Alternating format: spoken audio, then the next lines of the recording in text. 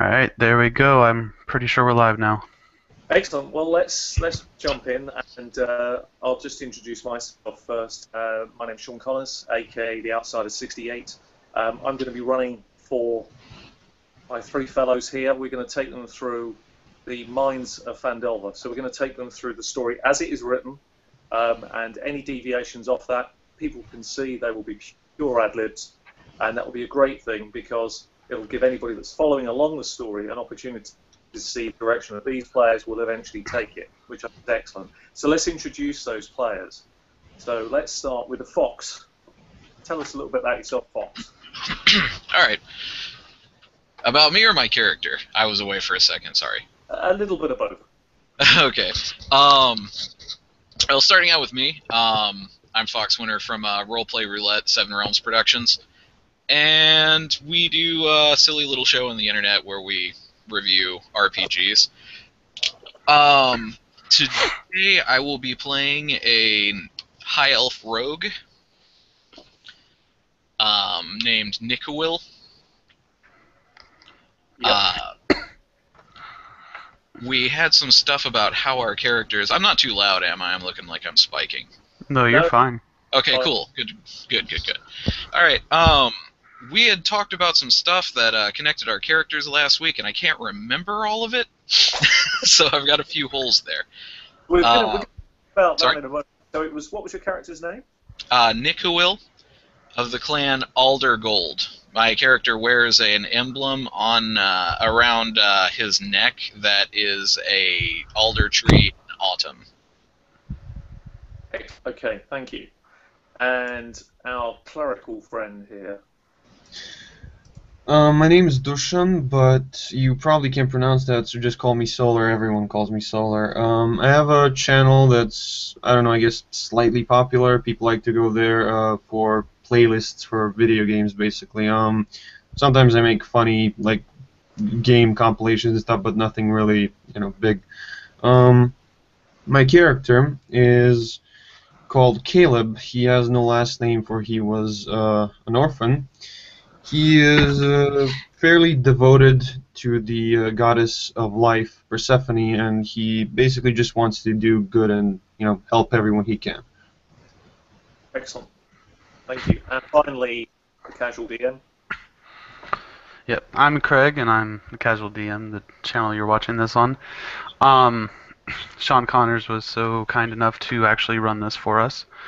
I am actually playing a High Elf as well, named Thalen, and he's a very at-home, at-the-heart person. He considers most people friends, even if they wouldn't consider him the same. He finds that this is the easiest way to be nice to people, is to consider them close friends, even if he doesn't know them. As for the backstory that we had put together, essentially we come from either a small town, a small settlement, basically, and it was taken over by a large group of bandits, and we put together this, I guess like a charade or an act or something to basically say that the other rogue had a competing bandit brigade or whatever you want to call it, and my character actually stepped in the middle of both and kind of like broke up the fake fight that was supposed to happen, and thus my character became the town's like local hero. And I suppose my character rallied the people or something along those lines. I don't remember exactly. But it was honestly, it was a spur of the moment idea. Yeah. Okay, well, so basically the characters have come together initially, or at least their backstory before the story starts, is that they've actually collectively worked together. Is that how it's panned out? So to do with Thalen's story, rising up and supporting these people, the others have got involved with you. Yeah. Essentially, what had happened was me and Fox's character. What was your character's name again? It's hard to pronounce. Nicole? Marcowil. You can just call me Nick. You can just call me Nick. Okay. So Thalen and Nick got together and we devised this plan. and more or less the cleric probably just naturally acted, not knowing it was a plan or a ploy or whatever. Um, but we set this all up, and in the long run, it made him look like a bad guy, which he was okay with, and it made me look like a hero, which I was more than okay with, I suppose. Um, so I guess in the end, it all worked out. Uh, I don't know what this is. Something just popped up. It says Foxwinter open capture smile. Sorry about that. I'm trying to figure out how to get it to cycle based off who is speaking. It should be. I think you might just have someone clicked on.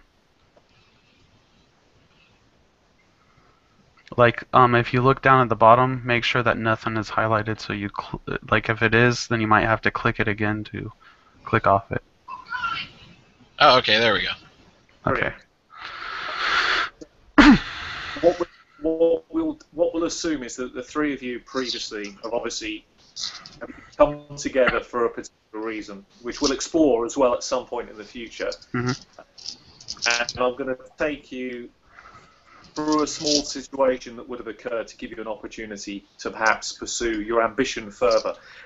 Before we do that, I just want to get out of the way a few things about the way I'm going to DM this, so it's really crystal clear, so make it as easy as possible. The first thing is that there will be many occasions I might ask you actually to make rolls for me. This will make life a little bit easier. It's also very easy, then you can see yourself what has happened, so I might ask one of you to roll for whatever's going on. The other thing is that if there are any skills that you have for your characters that are what I would call role-playing skills, that's what we're going to do. We're not going to use the dice to do that. So generally, where applicable, we will role-play. I hope that makes sense. So if you have skills that you think just might be, better role-played, drop them and choose something else that's going to work better, and then it should all flow from there. Does that make sense? Yeah, I get what you're saying. Like, I actually have points in animal handling. That's fine. You can role play that, but still have a skill. That's okay. Yep, that's fine. Yeah, it makes sense. Right. So while you may have been in one of the small cities quite close to Neverwinter, but your travels would have taken you, your exploits because of what happened, have given you a little bit of fame. There's a small amount of people in that area know who you are. And somebody that was travelling through that location is a gentleman, a dwarf by the name of Grundon.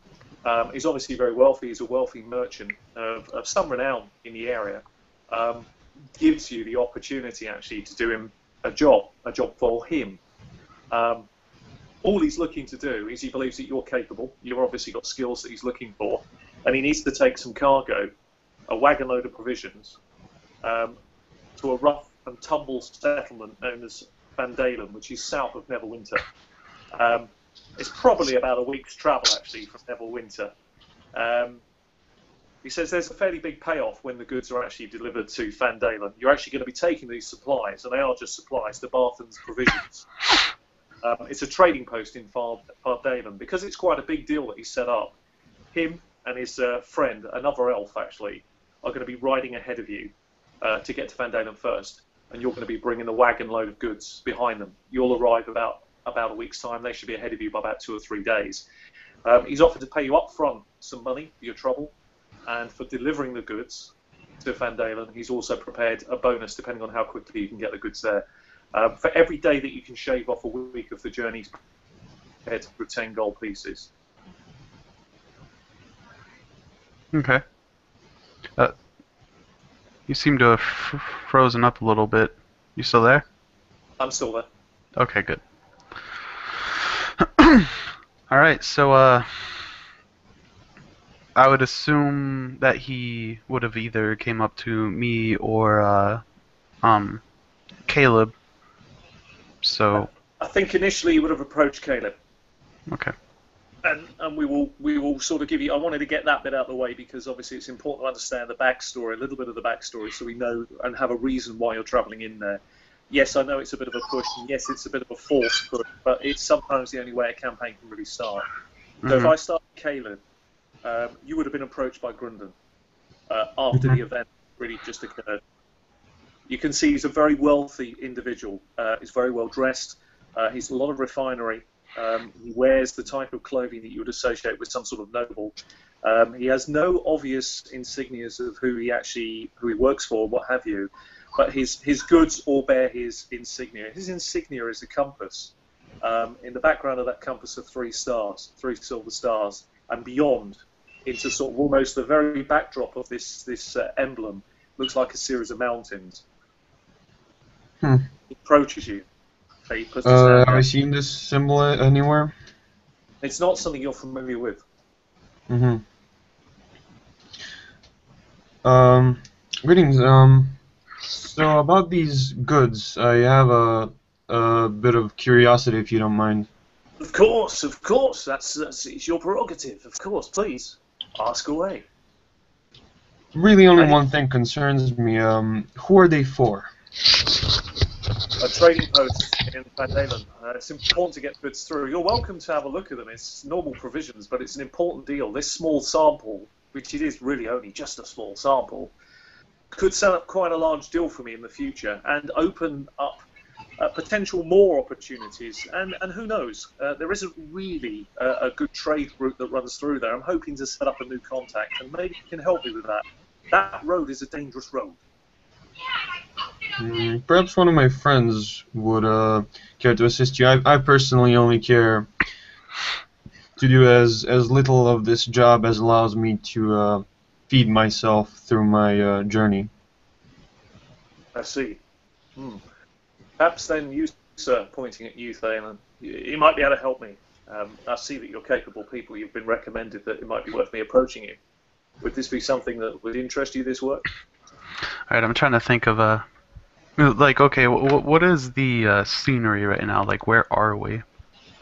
Well, we're going to assume that it's a small town just outside of Neverwinter. There's nothing naturally marked on the map. It's the same with Van Dalen. When you look at any obvious maps of the area, I have one behind me, there's nothing actually marking it on. Van Dalen, technically, right here, there's no map for it. There's actually a route that runs off the main road running up to Conherry, but there's actually nothing there. It's just a track, to be honest. And he's right, of course. People know that they are trying to open up trade routes throughout the region to make it as safe as possible. Neverwinter itself is a very dangerous place. Even the orcs won't go through it. They'll actually go around it. It's that serious. And very few people would ever dare enter it. So occasionally things will come out of those woods and become quite a threat to the surrounding territories. So it's been quite difficult opening up any trade routes that way south. So this sounds like an opportunity. He obviously sees you as capable, given what you've done. So seeing that, like, he's obviously a stranger to our village, I suppose, or town, I probably approached him to just understand what's going on. Phelan would be dressed in a little bit more of casual clothing, so his hair would be down. And he says,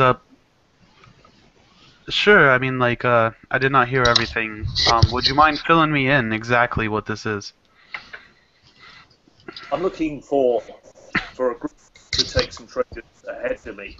I'm going to be travelling on horseback with a friend of mine, another elf, Sildar. We're going to travel ahead. We're going to make contact in the town ahead of you, Findalen. When you arrive, you will come to the trading post, and then from there I will pay you a bonus based on how long it's taken. Plus, of course, it'd be great to catch up, and perhaps, who knows, maybe I can introduce you to the shop owner. He's fairly wealthy himself, good contact in the region, and who knows where you may go from there. Well, we did just... I'm planning on spending a little bit of time down there in Vendée. We did just finally get our new mayor elected in, so I believe everything will be fine here. So I have someone that might be interested. But to be completely honest with you, he is a close friend of mine, but he is not a friend of our home here. I see. Well, it's a fairly simple job. I don't really foresee any major issues with this. But of course, talk to whoever you need to. I need an answer as quickly as possible. You understand, busy man, busy plans. I want to crack on as quickly as possible. And if you can't help me, I'll understand. It'll be a shame. I think you're capable people. It'll be a terrible shame, but life moves on. Well, Caleb would like to cut in here. So these trade routes, would they help the people of Neverwinter? It potentially could help surrounding towns, yes, and establish a better route. At the moment, the only thing that exists when you deviate, and again, I don't think you can probably see it, but there is a road that runs down from Neverwinter, comes all the way down. There's a track that runs off and through.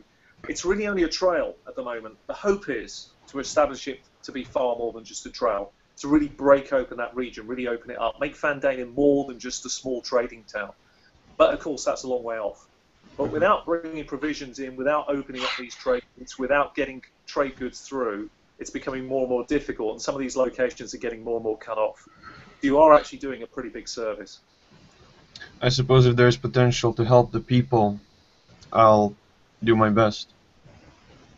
I kind of stepping away but looking back down at the door. If I'm like, just give me a moment to grab my things and discuss this with my friend. We will meet you back here in an hour or two, I would say. 2 hours is fine. I will have a wagon ready for you. I will introduce you to Silver. The wagon will be loaded up. You're more welcome to go through the goods. There's nothing there of any real value. It's more intrinsic at this stage of the trading negotiations. More important that he gets through. You understand. And then, of course, I will give you money up front to help you. You may spend it immediately. You can spend it with myself. I have quite good contacts in this town. I'm sure we can provide you with anything that you may be able to buy if you feel it important. Other than that, I look forward to seeing you all back here in a couple of hours. He kind of gives a warm smile and says, and just in case I did not mention it, my name is Thalen. Hey, And he turns and, strides away.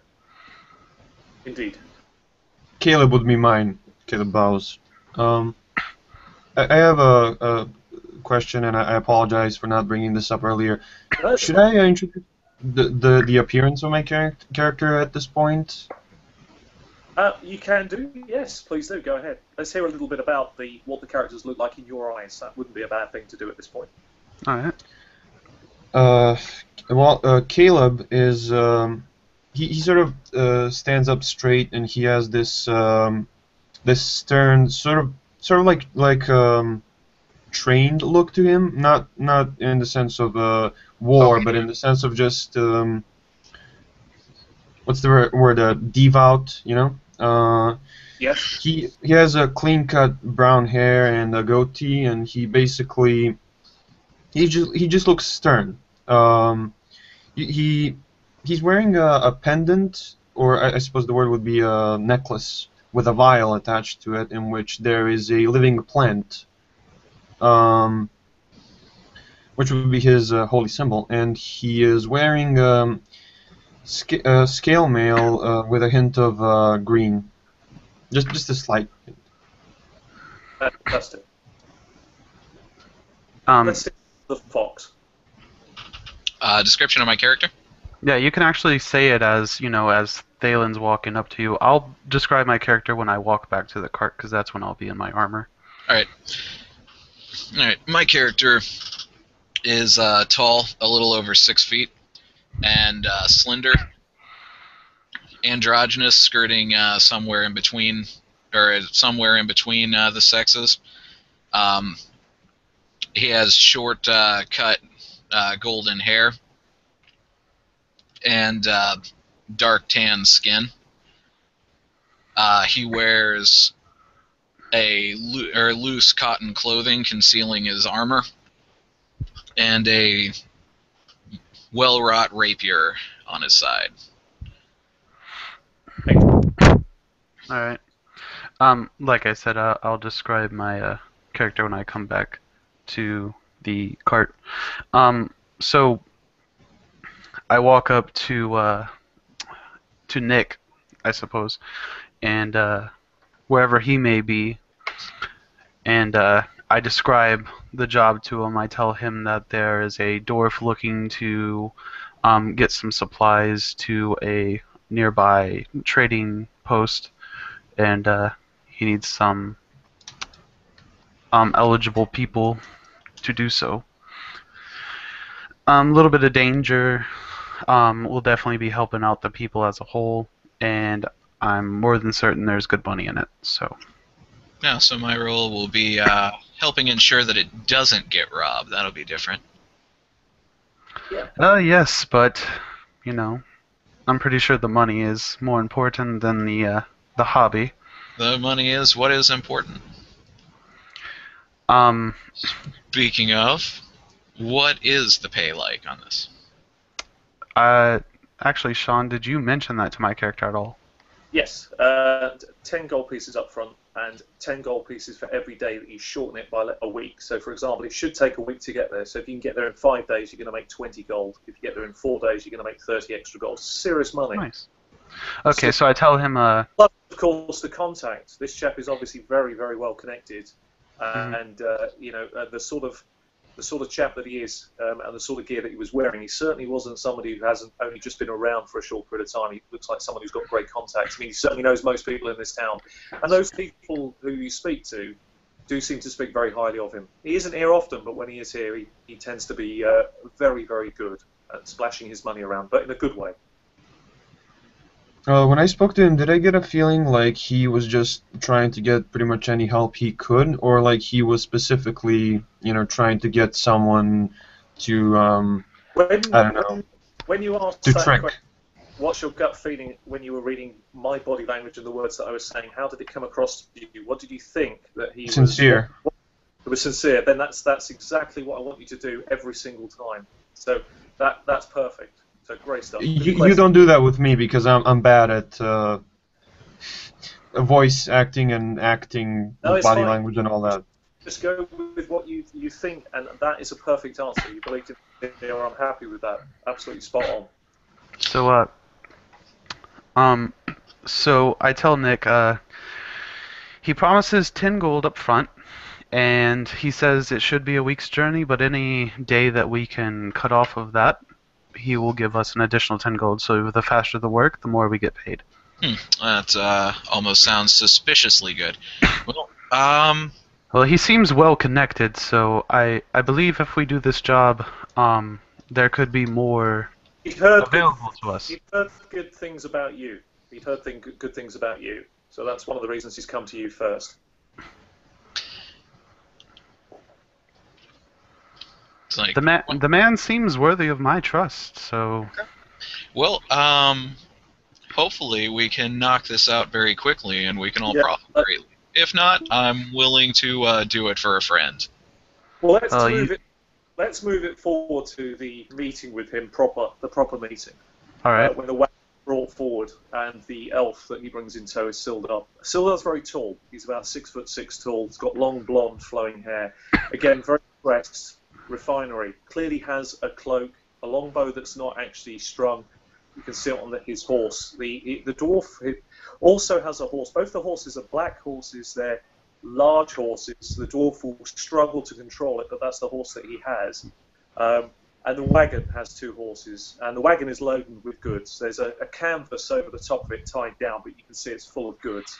The dwarf himself, Grundon, brings the wagon up, and Sildar brings up both the horses. It's pretty clear that this guy's very serious about getting ahead of you, and quickly. But he has come prepared, ready to go. So, my friends, excellent. I see that you've all gathered as planned. That is fantastic. You probably have some questions, which I totally understand. Now, let me give you the money I promised straight away. So he hands out to each of you a small purse with some coin in it. All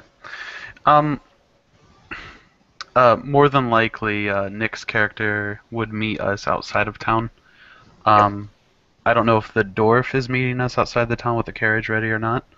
But as I show up, my armor is definitely nice looking, but it's definitely not expensive looking armor. It's just well taken care of. Unlike before, my hair is now he's taken the bangs and put them back. That way, they wouldn't get in his way if he got into combat. And he's got a shield and sword on his back, as well as a trident. And although you probably wouldn't see it easily, he has hand axes on his on the sides of his waist. Um, Other than that, he really doesn't have anything else of wonder. I mean, like he's got dirty blonde hair, um, and green eyes. So, do you have any further questions you'd like to ask me at all? Anything else? You'll see is all there, and I look forward to giving you some more when you reach Van Dalen. It's important. Try and make it as quickly as you can there. I'm going to ride ahead and set up some contacts. I believe you're capable of doing this. It should be a non-eventful journey. You understand? It should be, but you can never tell. These roads are dangerous. You've encountered that yourself, I believe. You've encountered bandits before. Oh, Right. surely. Right here at home, actually. Excellent. So We'll I take all usually steer clear of members of the criminal element, but if it can't be avoided. Indeed, indeed. We'll take all the precautions you need. It's better to stick to the main road and only deviate when you reach. There's a tributary road that runs east of it called the Tribal Trail. You'll know when you're there. It's fairly obvious. It's a well-used track. You stick to it as best as you can. Moving off that trail is dangerous for a number of reasons, but it's your decision. It's your job. But please try to get the goods through. It is important. Is there anything else you need to know from myself or Sildar? Sildar by this time is there. He's observing. He's already on the horseback. He's made no conversation with any of you at this point. All he's doing is actually looking at each of you. I wave at him and say hello in Elven. He replies back, hello and greetings. I Hello and greetings. I look down at the dwarf and I say, "There's only one real question. Please go ahead, my friend. It was From my point, it was Thaven, wasn't it? yes, sir. I sadly forgotten your name, friend. Okay, Grunden. Grunden. All right. Nice to re-meet you, Grunden. He says, the only question I have is, and you really have to look from my point of view. A stranger comes from. There is no strange questions as far as I'm concerned. I'm the one that's approached you. Please ask away. Yes, a stranger comes from outside of town, one you've never met, offers you a job, and on top of all that, offers you money up front, a decent amount of money at that. And it all seems good and well, and I'm very much willing to do this. I have no fears, but I have to ask, like, where do you come from? Specifically, or from this region? Well, I would like to get to know you a little bit better. I mean, we are going to be friends, right? Exactly, and I want to spend more time with you. But Van Dalen's the place to ask. Most of my ancestry comes from there, you understand. I'm sure when you look in the wagon, and I appreciate you will have to do so, he says, you'll see that there's a considerable amount of mining gear on there. It'll all make sense soon enough. I hope I make myself clear. Best to ask questions then, you see. We'll see how well you handle this first. Then that'll offer. That may open up more opportunity. Does that make sense? And the reason I need speed, you see, is I've got to go now. So I've got to take whatever group becomes available. If it's your group and people speak well of you, I'll take it. If it's not you, I'll try and find someone else. Or I'll take the goods myself. But I'm willing to always give people a chance. And from what Sildar said, he seemed okay. There was a lot of. Kim would like to inspect the supplies and the gear that he mentioned. Yep, you can. You'll see that the wagon, there's enough room at the front of the wagon to sit a driver and a passenger. You can see as you pull the tarpaulin back, what there is on board is there's at least a dozen sacks of flour. You can see that there are several casks of salted pork, 2 kegs of strong ale. You can see there are shovels, there are picks, crowbars, probably about a dozen each of those. You can see there are some lanterns, 5 lanterns, a small barrel of oil. There are about 50. There'd be about 50 flasks worth of oil in that small barrel, and it's a reasonable amount of goods, particularly the mining equipment. Quite a lot of goods. Including the mining equipment, how much weaponry is there? Not a huge amount, just a handful of pieces. You're talking mostly crossbows, 4 or 5 crossbows, some bolts to go with them, that sort of thing. It's not really. This is not an armament shipment here. This is primarily goods, as he said, to a trading post. Alright, this seems legitimate. Alright, so, And you would have been out, if you want to give it a good search over, you're more than welcome. He has no qualms with this. It would look rude if you did it now, obviously, but you're more than welcome to if you choose It to start. seems alright. Yeah, cool.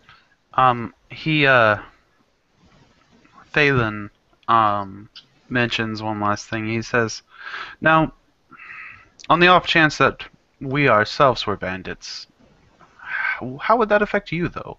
I mean... Sildar has made it perfectly clear to me. He points at him on his horse. You're not bandits. One of you might take a chance to take these goods, maybe, but I don't think you do that. You see, I have good connections up and down this road, in this area. I don't think you'd want to do that. I don't think wise men make those mistakes. I really don't. But of course, perhaps I misjudged you. Perhaps you're not that wise after all, and you think you can run off with 100 gold pieces worth of goods, because that's really all that's on board that wagon, you see. But 100 gold to me is really a little drop in the ocean, you see. So They seem more valuable as trade goods. You shoot yourself in the foot, really. Yeah, he just says, I usually don't speak too highly of myself, but I would consider myself, of the wiser. It's just, a question. I want to understand your point of view. Of course, these goods is important. I'm trying to establish south of here contacts, important contacts. I have to do it in person. I have to travel there ahead of you. I've got to make the right contact. Prove that the trail is opened up. Prove that everything is working. Make sure that we can drive goods back into this area. I have to initially do that. Now, with you bringing these goods in, that's going to make me look very good. It's going to make you also stand out very well in Vandalen. It's going to give you a great opportunity. And I hope that you'll be able to make some great contacts there. Plus, of course, the contact you'll have made with myself, which, may I say, is fairly formidable, should you prove successful in this small job. Yeah. To make these roads sound so dangerous, what are we to do if we arrive there and you aren't in front of us? Take the trade goods to the only place that they can go to, the actual the trading post in Vandalen. Take them there, and the shop owner will know that they're coming anyway. You just hand them over, and he will reward you accordingly anyway. So don't worry if I'm delayed or anything like that. Of course, if I don't turn up, please do come and look for me. That would be pretty good. But I don't expect any trouble. Do you, Silver? You could say anything. Well, my character kind of cuts in and he says, well, from the sounds of it, you cannot afford any more of our time, so I would say we would go ahead and get ready. Head on our way. Well, we'll see you hopefully within a few days. We'll ride now. We'll see you soon. It's the wagon. It's already ready to go. There's also some horse food as well that's been provided and some water. You just need to decide who's riding, who's driving, and where the other person's going to be. Anyway, see you in a few days. Thank you, gentlemen. Shakes whoever's hand will allow him to do so. And he says, he when he shakes his hand, he cups his other hand around him, and he's like, in good health and safe travels to you, my friend. And to you. Sildar will not... May Persephone protect you. I appreciate the gesture, he says. Sildar nods to each of you and then helps Grundon on board his horse, and the two of them ride off. You can see, actually, that Grundon is a very experienced rider, and they quickly are away, making good pace away from the town you're in. They're going to be following the same... They're ahead of you on the same trail. So all that leaves you to do now is take the wagon and start heading off. Immediately after them? If you want to, it's up to you. If you want to still do other stuff, it's totally up to you. I was under the impression that he wanted us to wait a while. No, it's up to you. You can start heading off. The idea was we're going to get there later than him because we have... Like, they're just on horses. We have a carriage and everything, so... Yeah, you've got a wagon. Not a carriage, a cart. Yeah. So we obviously can't, For reference, anybody can drive the wagon. There's no real particular skill necessary to do it. It's fairly easy. But obviously you can... One person can drive the horses and one person can be the passenger and somebody could climb on the back if you wish to do so. Mm-hmm. I'm ready. Thalen, not even thinking, just kind of assuming, he steps onto the cart and grabs the reins and kind of looks over at his companions and says, "We're off then." I've got one thing I would like to try to do before we leave, if that is okay. I don't want to delay this very much because it'll lose, or it's unprofitable, but I do want to look around a little bit. Please, yeah. You will find in the money that you've been given is 10 gold pieces in each purse that you've been given up front as an act of honour and faith on his part. He's trusting you. Okay. You'll notice on the back of each of the coins, it actually has his emblem on every single one of those coins. That is bloody unusual. Okay. Well, I'm going to actually attach that pouch separately. Then I'm going to keep that out away from the rest of my gold. Through my background, or my criminal background, I have a contact in the underworld. Yep. What I would like to see if I can do is grease his hand with a few gold coins of my own, not with the stamp. Yep. To see if he or she, not too well developed here, can turn up any rumors of other bandits who may have heard of a shipment and be trying to set up an ambush. We'll assume that your contact is a female. We'll assume that they're a young female, probably in the early 20s, but with a tremendous amount of experience. Somebody who's been brought up through I would call it the syndicate, the family. They've obviously worked their way out from street urchin up into quite an important position within it. You know how these things work. It tends to be wills within wills. It tends to be a pyramid. As you move further up that pyramid, you actually do have less and less dealings with the lower part of it. This person obviously fairly well contacted. They're still not movers or shakers, but they've obviously got, they've got fingers on the pulse. They've certainly heard of this fella. He's well renowned. He's a phenomenally important merchant in the region. Very, very powerful, very influential. Even has the trust of the elves, her words. But as for him taking any goods south, that's the first she's heard of it.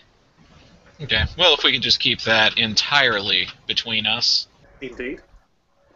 That would be of extreme fortuity to myself. Her name is Corin. All right. Now, I will give Corin for this service 4 gold coins. Hoping that's satisfactory. She nods. That is most satisfactory, yes, that will certainly do. One final word for yourself, she says. Important, very important. Blacksmiths in the location. Would you reveal to us you're heading down towards that town in that region?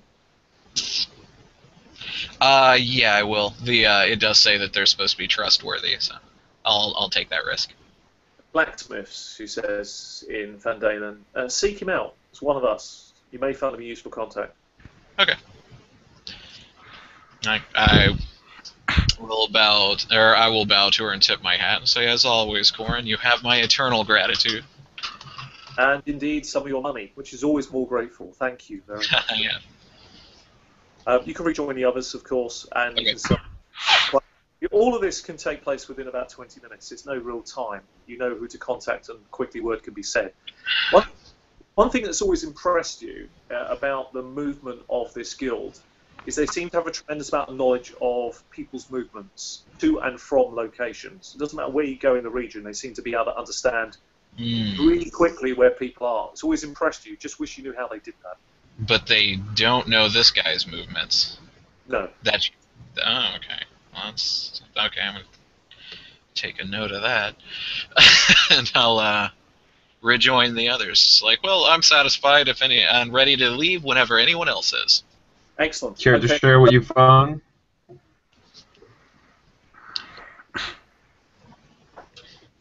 Well, he didn't really say what he was going to do. Yeah, I'm trying to decide if I actually want to, since I wasn't warned of anything. It's just a casual question, like. Yeah. Um, I don't think I'm going to say anything about what I was off to do. Yeah, Um, Time to that's fair. lie. That's perfectly fair enough. That's perfectly fair enough. Okay, I have one question for you as a group, so it's just for my benefit. I just wanted to, obviously you've rolled up your characters previously. I've not seen them, which is also quite great, actually. I really like that.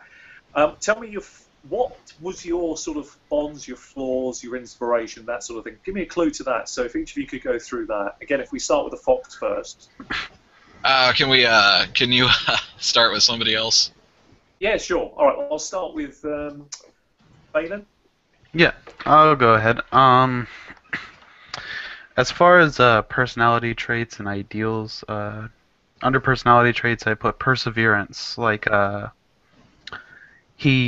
once he's got his mind set on a goal, Yep. he pushes through until he can finish it, or else he'll feel he failed. Um, his Okay. ideals are respect. He believes you should respect everybody, and he feels he deserves the same respect. Um, his bonds are that he protects the weak. Essentially, anyone who cannot protect themselves, he feels obligated to protect. Even if he does, it could even be a situation where two thugs seem to be beating up another thug. He Yep. doesn't he can't prove that that other guy's a thug, so he'll jump in and help. Um, Floor. and then his flaw is that he's stubborn. He's politely stubborn though, but it does get a little bit annoying to some. Okay, so what I want you to do, and the reason I mention this here is obviously that's going to formulate part of the character. There should be some of the driving goals behind your character. If you do something you feel that's very appropriate and I haven't picked up on it, please remind me. Say, hey, actually, Sean, I thought I did a good job here with that. My personality is this, do you think? It's important because there are good rewards up for grabs there, and I would like to give those out. And it's easy to forget because this is one of the most significant differences with this version over most of the other versions. So that's why I raise it now. So if I could have a chat with Solar. I dislike the idea of putting a character into sort of definitions, into binds. I prefer a character to be something more natural and Organic. hypocritical, even, if I may say so. Organic, yes. So basically, Okay. I don't like writing facts about a character down, but just in case, I did write a couple of these down in the character sheet. It's not definitive. All it's designed to do is just to give a beginning flesh. The rest you'll add, to be honest. So Which is what I tried to do with these. Okay, great stuff. Okay, so what are you happy with? That'd be the key. So personality. He likes to enjoy the small things in life. Rain, beer, just basically enjoy being alive. Like in every small sort of time consumer. Because he basically celebrates life. That's his priesthood's ideal. And his ideal would be similar to Craig's character, Thalen, I believe, which would be protecting the weak and the helpless, but more so in the goal of the preservation of life. He likes to just stand up for making sure life is going on the way it should be, that it's not corrupted, that it's not that life isn't destroying life. Yep. If you understand. And Bonds. that's pretty bore out in your holy symbol as well, isn't it? That you have a live plant that you tender and look after as well. Aye. Excellent. Yeah, yes, that would be his holy symbol, is a plant because of this. His bond is with his goddess. Do you know which plant you have chosen, or would you like some help with that? Honestly, I haven't chosen a plant. I wanted to look at some plants, but I thought that would be a bit gimmicky. No, but I wouldn't mind.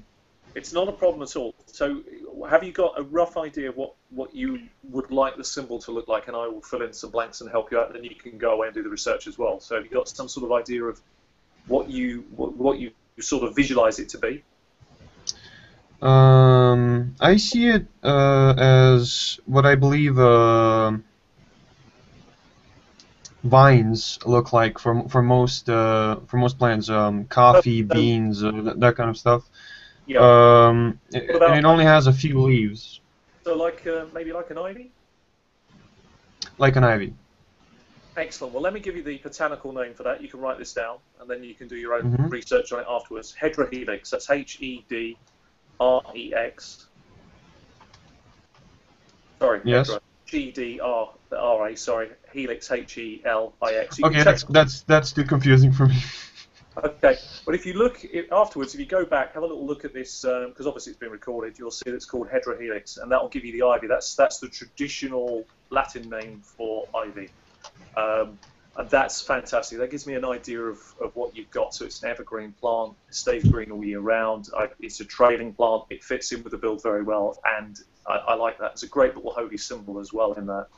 So that helps me. I can visualize that very well. So that'll be useful to you. And then you can do some research on it. You'll find it very interesting. A lot of interesting things. A lot of stuff that was talked about in folklore around the ivy, Hedrehelix. So it should work very well for you, I think, as a focus. So finally, Cool. then, the fox. Not ideals. Bonds. The bond he has would be with his goddess, who sort of granted him this power.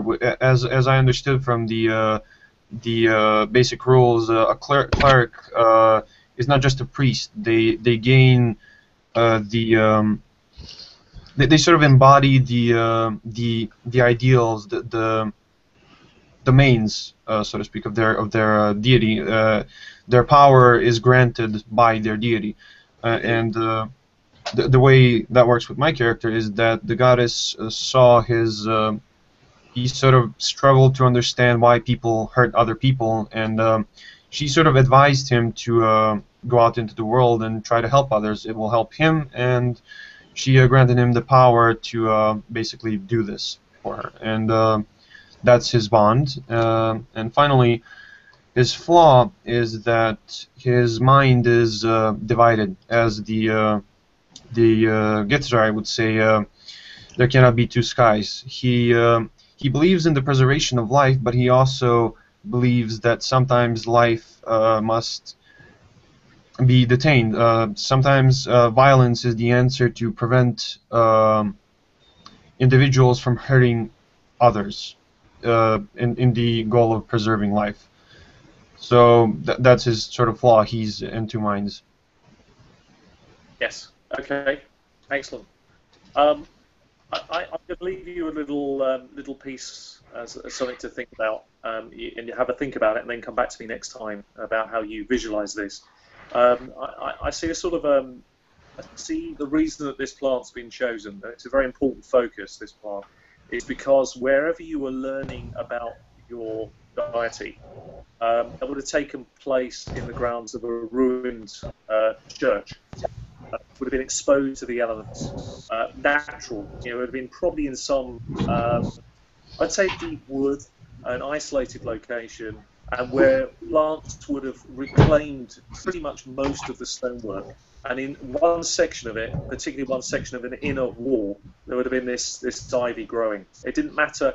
When you look around that building, this one plant seemed to be able to live anywhere. It seemed to be able to put roots down in any location and get in amongst that.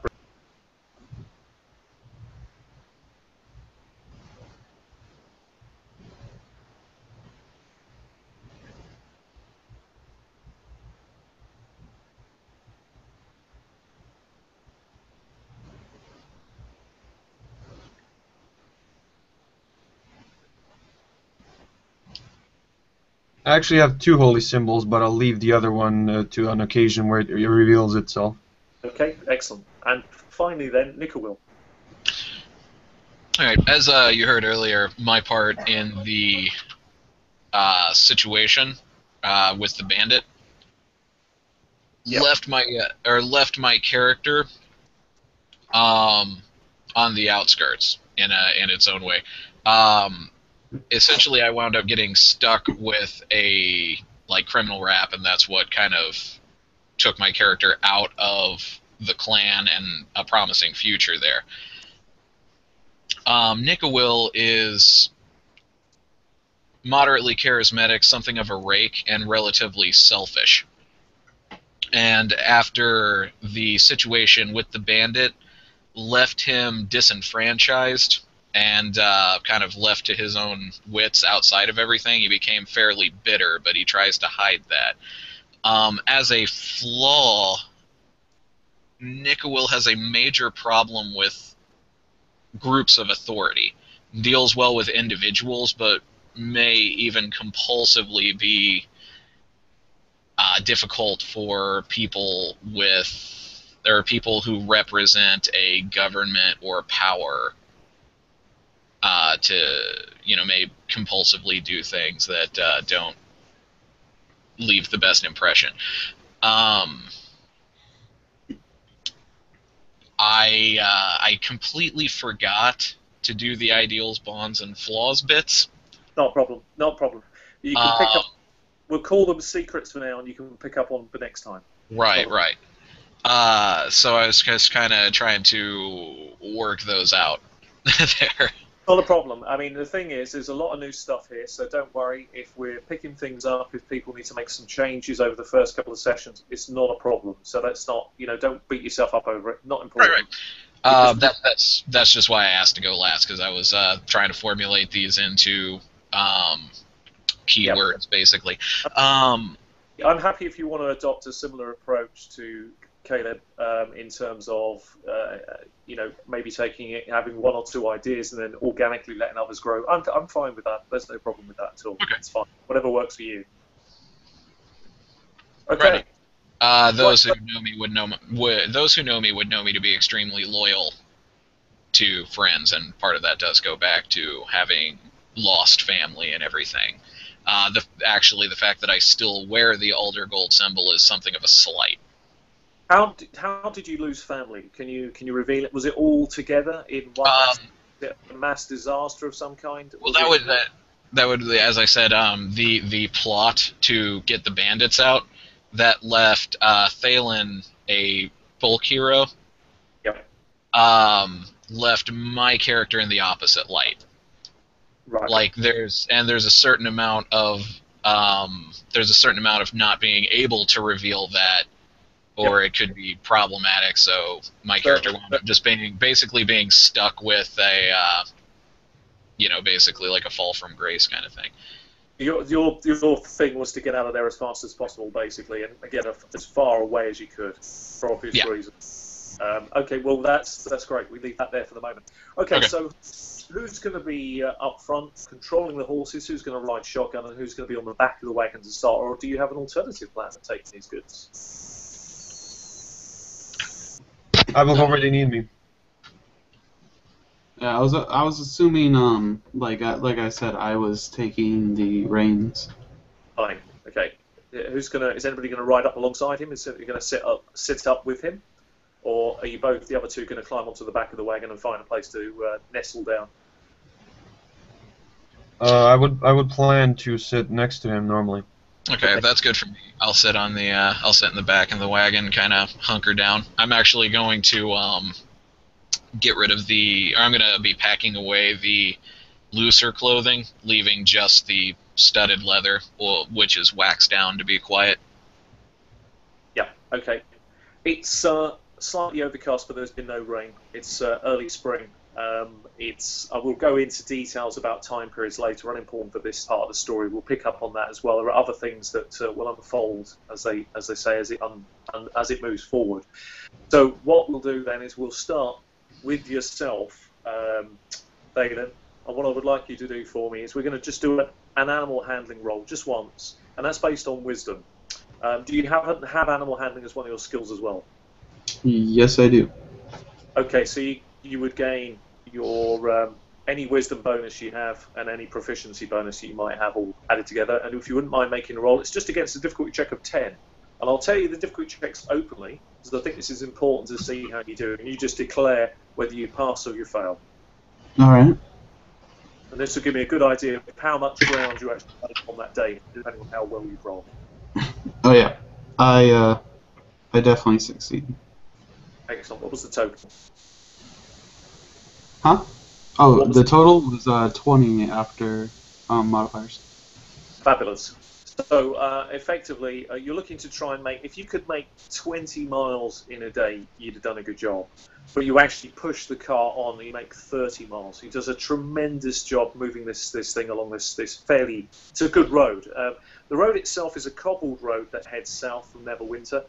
It's on slightly raised ground, and no, there are no trees or anything around it. There's a real open ground both sides, so you get real good visibility along the road, both for traffic moving up it and traffic moving along either direction. You will pass people going to or from the region, but most people will not stop for obvious reasons. I mean, your wagon is moving well, but it's still relatively slow to people who are on horseback. Some people will give you a completely wide berth as well, but you will see traffic. You make a good, I'd say a good 8 hours of hard driving, and it's starting to get dark, so now's the time to pull off the road, off the track, find a camp, and nestle down. I presume you'll do that? Oh yeah. I'm pretty sure the horses are getting tired, and we could use some food. By the way, while I'm thinking about it, would you want our passive perceptions just so it doesn't have to come up later? Yes, I think it might be a good idea to make a note of those now. That's basically just your wisdom score. So if you could go ahead first for me, Plus Dana. 10. Is that No, four? I think it was actually +8 in this game. Wasn't it? Wasn't it a base of 8 plus your perception check? I think it's 10 for this one because I don't think this one includes proficiency. Yeah, but I'm not that's correct. I can double check. 2 seconds, hang on, we'll have a look, because it's probably a good idea just to take a peek. It's one of those things that's important. I'm pretty sure it's 10. Yeah, it's 10 plus all modifiers that normally apply to the check. So if it's a wisdom one, it's 10 plus any wisdom bonus that you have. Really? Yeah. I don't know where I'm getting it from then. If it includes any relevant bonus, does that also include proficiency if you have the perception skill? It does say that, yes, and you will find that this is the reference for everybody looking in. That's on page 59 of your PDF. So it's in there halfway down. So yes, it includes both. So your passive perception scores, if you would. We'll go with, can I ask for Thalen's first? I have a 13. 13, thank you. And Caleb? Same. Thank you. And Marcowil? Also a 13. Excellent. Well, that's nice and easy then. That's brilliant. Okay, thank you. Okay, so you would rest, make camp, make something to eat, that sort of thing. In your first few days of this travel, and I'm not going to bore you with this, move fairly uneventful. I just want to see how well you're moving the car forward. So again, on the second day, if you would for me, Thalen, would you be kind enough to make another animal handle roll? Yep. That is exactly the same roll. So again, fantastic. I mean, he is, for those that are just observing him, he seems to have a absolute natural gift here. He's moving this car down this road with efficiency. He can literally spot every pothole. He has no issues getting the best out of it. All the horses, he's able to push them when he needs to push them. He's able to ease off when he needs to ease off. And he obviously knows when to stop and give them a break. Yeah, this actually works out perfect because, you know, when we were starting to talk about taking these supplies, in the back of my head I was thinking, you know, a horse is a perfect representation of how my character is because, you know, he's loyal to his close friends and all that. Like, he's sturdy and stubborn, and he moves forward, you know? Yeah. You've certainly gained the trust of these two horses very, very, very quickly. And I'm going to assume that this is effectively how it continues on. For 3 days, it takes you 3 days. Moment. Yeah, please. Yeah. As they're riding along, Caleb would like to take the opportunity, which in sort of the background section, after they've sort of gotten together to fix this, resolve this issue in the in a small town. He's sort of taken some lessons of Elvish, and he's picked up a high elf dialect from the two companions of his. And while they're riding along, he liked to take the opportunity to practice his Elven with the Thalen who's sitting next to him. One of the topics would be so you grew up around horses, have you? Um, oh god, I pictured this in my head perfectly, but I can't think of actually how to do it in words. I was picturing that my character would probably playfully use the biggest words he can think of just to confuse him, and then explain again what he meant. But he would say, you said that I was raised around horses? I see you handled them well. Well, I've always felt a slight connection to horses. I love horses, and they easily listen to me. I mean, they seem to love me just as much as I love them. I've rarely met a horse that didn't that gave me a hard time, and usually if they gave me a hard time, it was because it was not a horse that I should have been dealing with. They seem like thoughtful creatures. You assume he meant to say faithful. Yes, they're very loyal. Well, until they're spooked, at least. You should never scare a horse. That would basically conclude the mini conversation there. Okay, thank you. To save some time and just to give you an overview, because I like to move things fairly quickly forward, you would do 3 days along this road south. You would then pick up the trail that he described. It is marked and it is signposted, but it really is nothing more than a trail. The trail itself is known as the Tribor Trail. It's more of it's well used. You can see carts have certainly gone up and down it, but it's not like this area that you're leaving. The road you're leaving is very open. The ground is cut away. When you're travelling off towards this region that lies over here, you're literally travelling through. It's much more. There's a lot more lower growth. You've got smaller trees growing, copses of small woods. It's not open. Some of the road will bend. You'll lose sight of the road ahead of you. This is more dangerous. This is the area you get a little bit more edgy. You can see it straight away in the horses. You can see the immediate change in them a few minutes on driving into this road. And what makes matters worse, of course, it's always the way, isn't it, that having had 3 reasonable days of travel, it just so happens that at the beginning of this 4th day, just as you're about to make this move onto this trail, yeah, it's bloody opened up and it started raining really heavily. Just typical.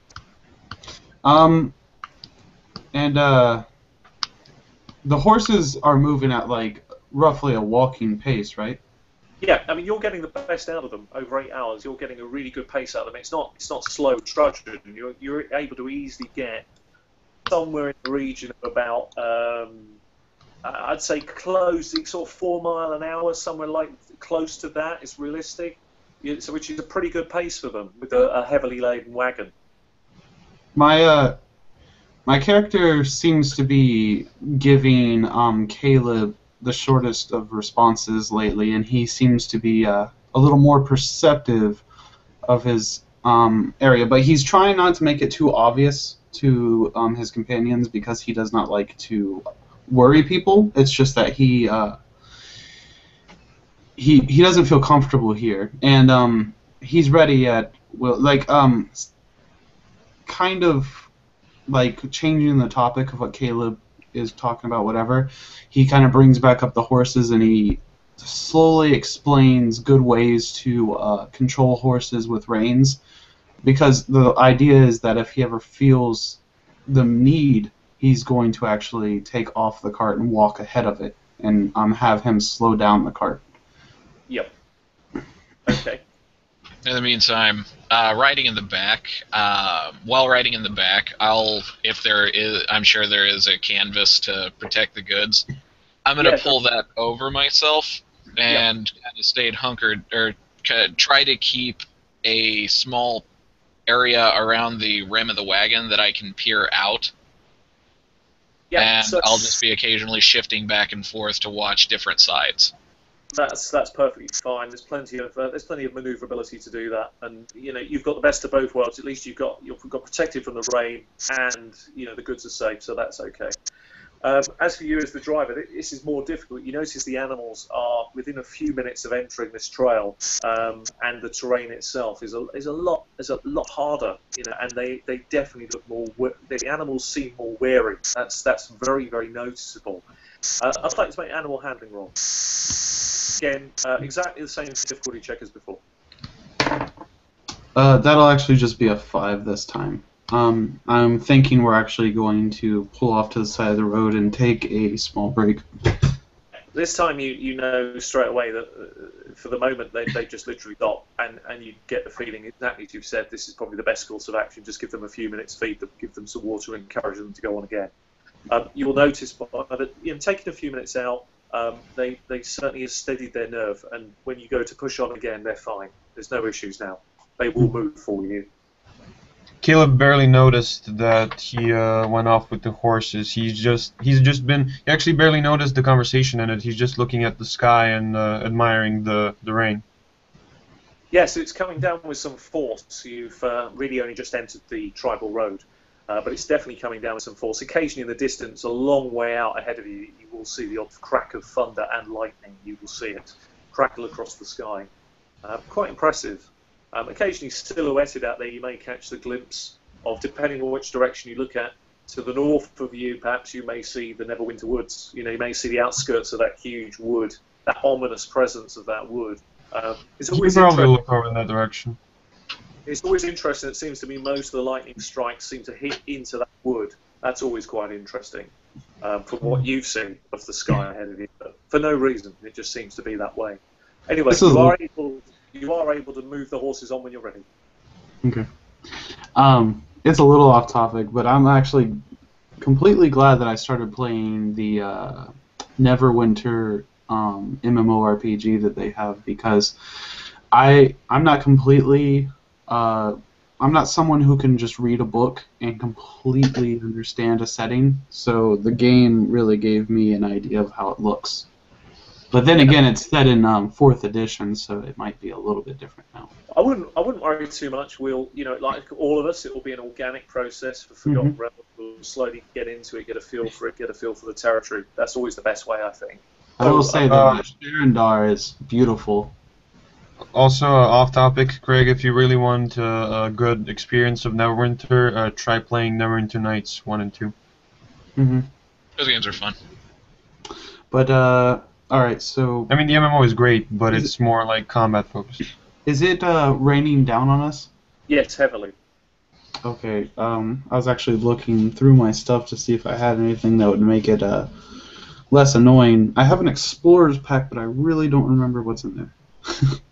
That's okay. I'm actually going to look over that on my own. Is the rain?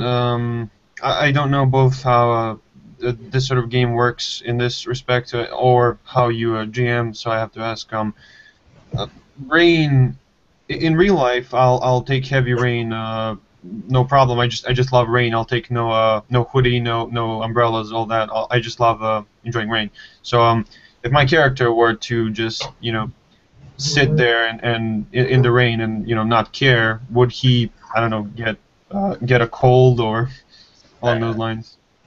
There's the possibility that at some point you may become slightly fatigued over with wet clothes on, but the reality of this is, the moment this has only just started, if it's something that you actually enjoy, there's no hindrance to it. It's just the conditions that you're faced with. It may make the terrain ahead of you a little bit more boggy, it might slow the journey down a little, but the reality is just the conditions initially you face. If it gets too heavy, I'll probably find some cover. You will find, Dalen, that you are able to drive, when you're ready, you're able to drive the horses on. I presume that's what you do. Yeah, There's no point saying... what time of day is it, and how heavy is the rain coming down? Early morning of the 4th day.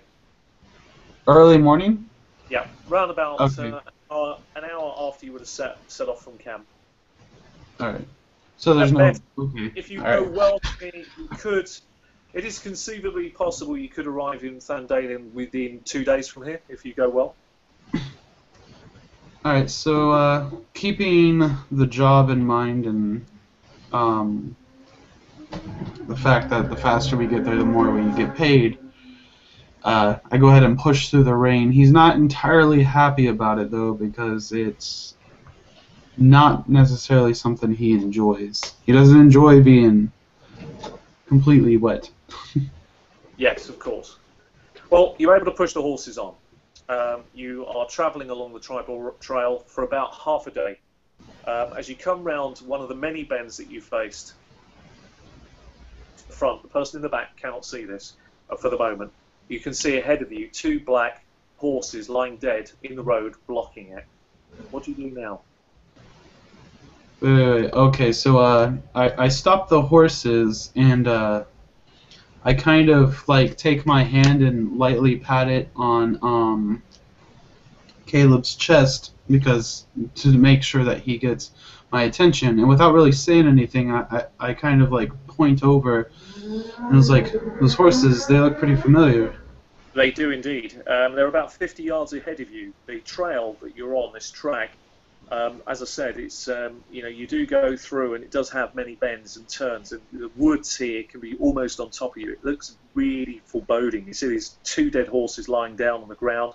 They're literally blocking the trail through the woods there. I mean, you could try to go round if you want to, but it would be very difficult with this car. I step off the cart, walk up to the horses pulling the cart, and I kind of comfort them a little bit. And as you get off the cart, I'm just going to ask the other 2. This is for Caleb and for Marcowil. Marcowil, you'll be aware the cart has stopped, and for Caleb, you can obviously see what Thalen is doing. What do you do, Caleb? As Thalen's getting off the cart, I yell, of course in Elvish, Nico, that horse is up ahead, and I get off and follow. I keep forgetting the name, Thalen. And I'd like to, after he deals with the horses, I'd like to inspect them and see what caused their death. As soon as he kind of shouts out dead horses, I would just go shh. Like, you are not certain of who is around here. And I kind of reward I reward the horses with kindness for their their good behavior and all that. And I say, Marcowil, will you join us up here? Well, if I hear Caleb declare that there are dead horses blocking the road ahead, yes, I'm going to take a quick moment to set anything that I might be carrying, or might have been carrying, that was for traveler comfort aside, and replace them in my belts with weapons. Certainly, yeah. When the other 2 have gone ahead of you, they will have reached the horses first. You can see that both the horses are dead. They've got the side that they're turned over towards you. So if you imagine the bellies are facing the other way away from you, so you're seeing literally the back of the horses' spines, both sides. They've been positioned to block the trail. You can see though in the bellies of these 2 horses, they've both received at least half a dozen arrow shots into them with black fletchings on the arrow shots. Probably come from short bows or something along that ilk. As this moment dawns on you both that this actually looks quite serious. Such a shame. Let's go to initiative. Now the way that this will play out, from the way I'm going to run it, is my group will get one, which I'll ask you to roll for me in a minute once I have your initiatives. Now once we know your initiatives, as a group, you can decide who's going to take the first initiative, who will take the second initiative, and who will take the third, depending on what you roll. Okay? I will just get one roll as a group. This way it should be fair to you guys. All right? You can make an instant strategic decision. How does that sound? Okay. All right. Sounds cool. Do we roll yes, as a group? You roll individually, and you choose as a group who goes first based on your initiatives. It'll all make sense in a minute, so just run with it. So if we have your one Thaden first, you roll an initiative for me. So initiative is a D20 plus dexterity modifier. That is Well, absolutely it's plus your initiative modifier, which is usually just dexterity, but yeah. yeah. And yours was Thalen? Um,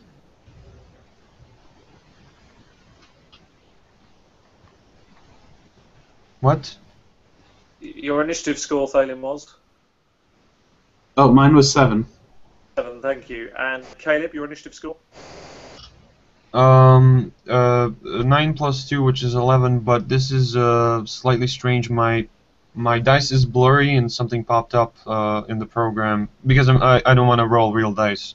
No, that's fine. Um, That's fine. Okay, if you called it out, I'm happy with that. That's okay. And finally, of course, Nicole. No, let's see. I have. Oh, that's not great. A 9. Okay, that's fine. And if you could do me one roll as well there, Thalen, for me, and add 2 on it, please. This is for my creatures. That's 19. Okay, so total 19, yeah? Yep. Okay, So that the dice woods is going over here. so from the woods on the left, rushing out of the woods towards both of you, one towards each of you, you can see 2 goblins. They are armed with short swords. You can see the fangs of them. You can see the hair, the way it's cropped back into like ponytails. You can see them covered with small skulls, small bits of equipment come charging, hurtling out towards you.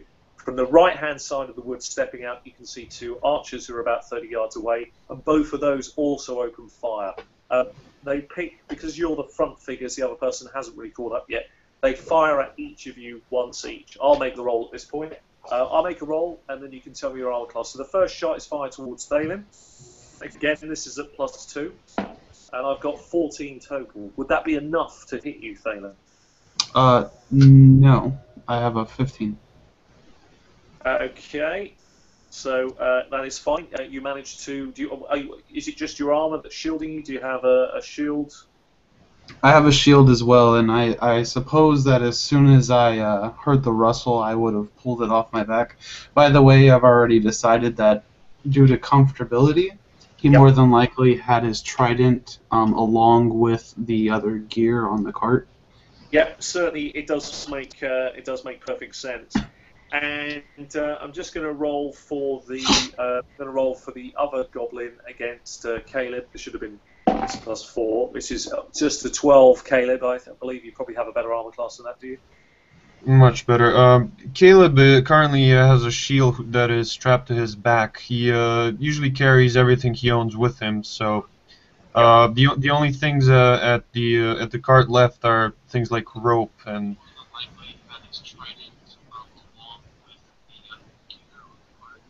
I'm hearing an echo. Yeah, I think he's talking to someone away from the computer. Oh, right. Hmm. Okay, yeah, so Caleb, obviously that's not enough to strike you. So both the arrows whistle past and wide. And the 2... I would like to do something though, as I'm sort of dodging the arrows as they're bouncing off the shield or whatnot. You will do once the initiatives come up. So you can see the other 2 goblins rushing out the other side. Oh no, not an action. Not yet, not yet. The other 2 goblins move in. They have scimitar-like short-sword weapons out. One moves towards Caleb, one moves towards Thalen. So it's a kind of dangerous situation. And again, the one against Thalen here, using his scimitar, will make a roll. Same again, +4. This time again, miss. Caleb is able to again use the shield quickly, properly pirouettes. How do you defend off that blow, Caleb? What is he doing exactly? As a scimitar, which you sort of brings up towards the gut of your character, but you're able to obviously somehow manage to maneuver out the way of it. I picture he would probably simply parry it and step away from the horses, trying to hold their attention away from our horses. Excellent. And I'll roll the final one against Caleb, +4. 13, is that any good, Caleb? Not even close.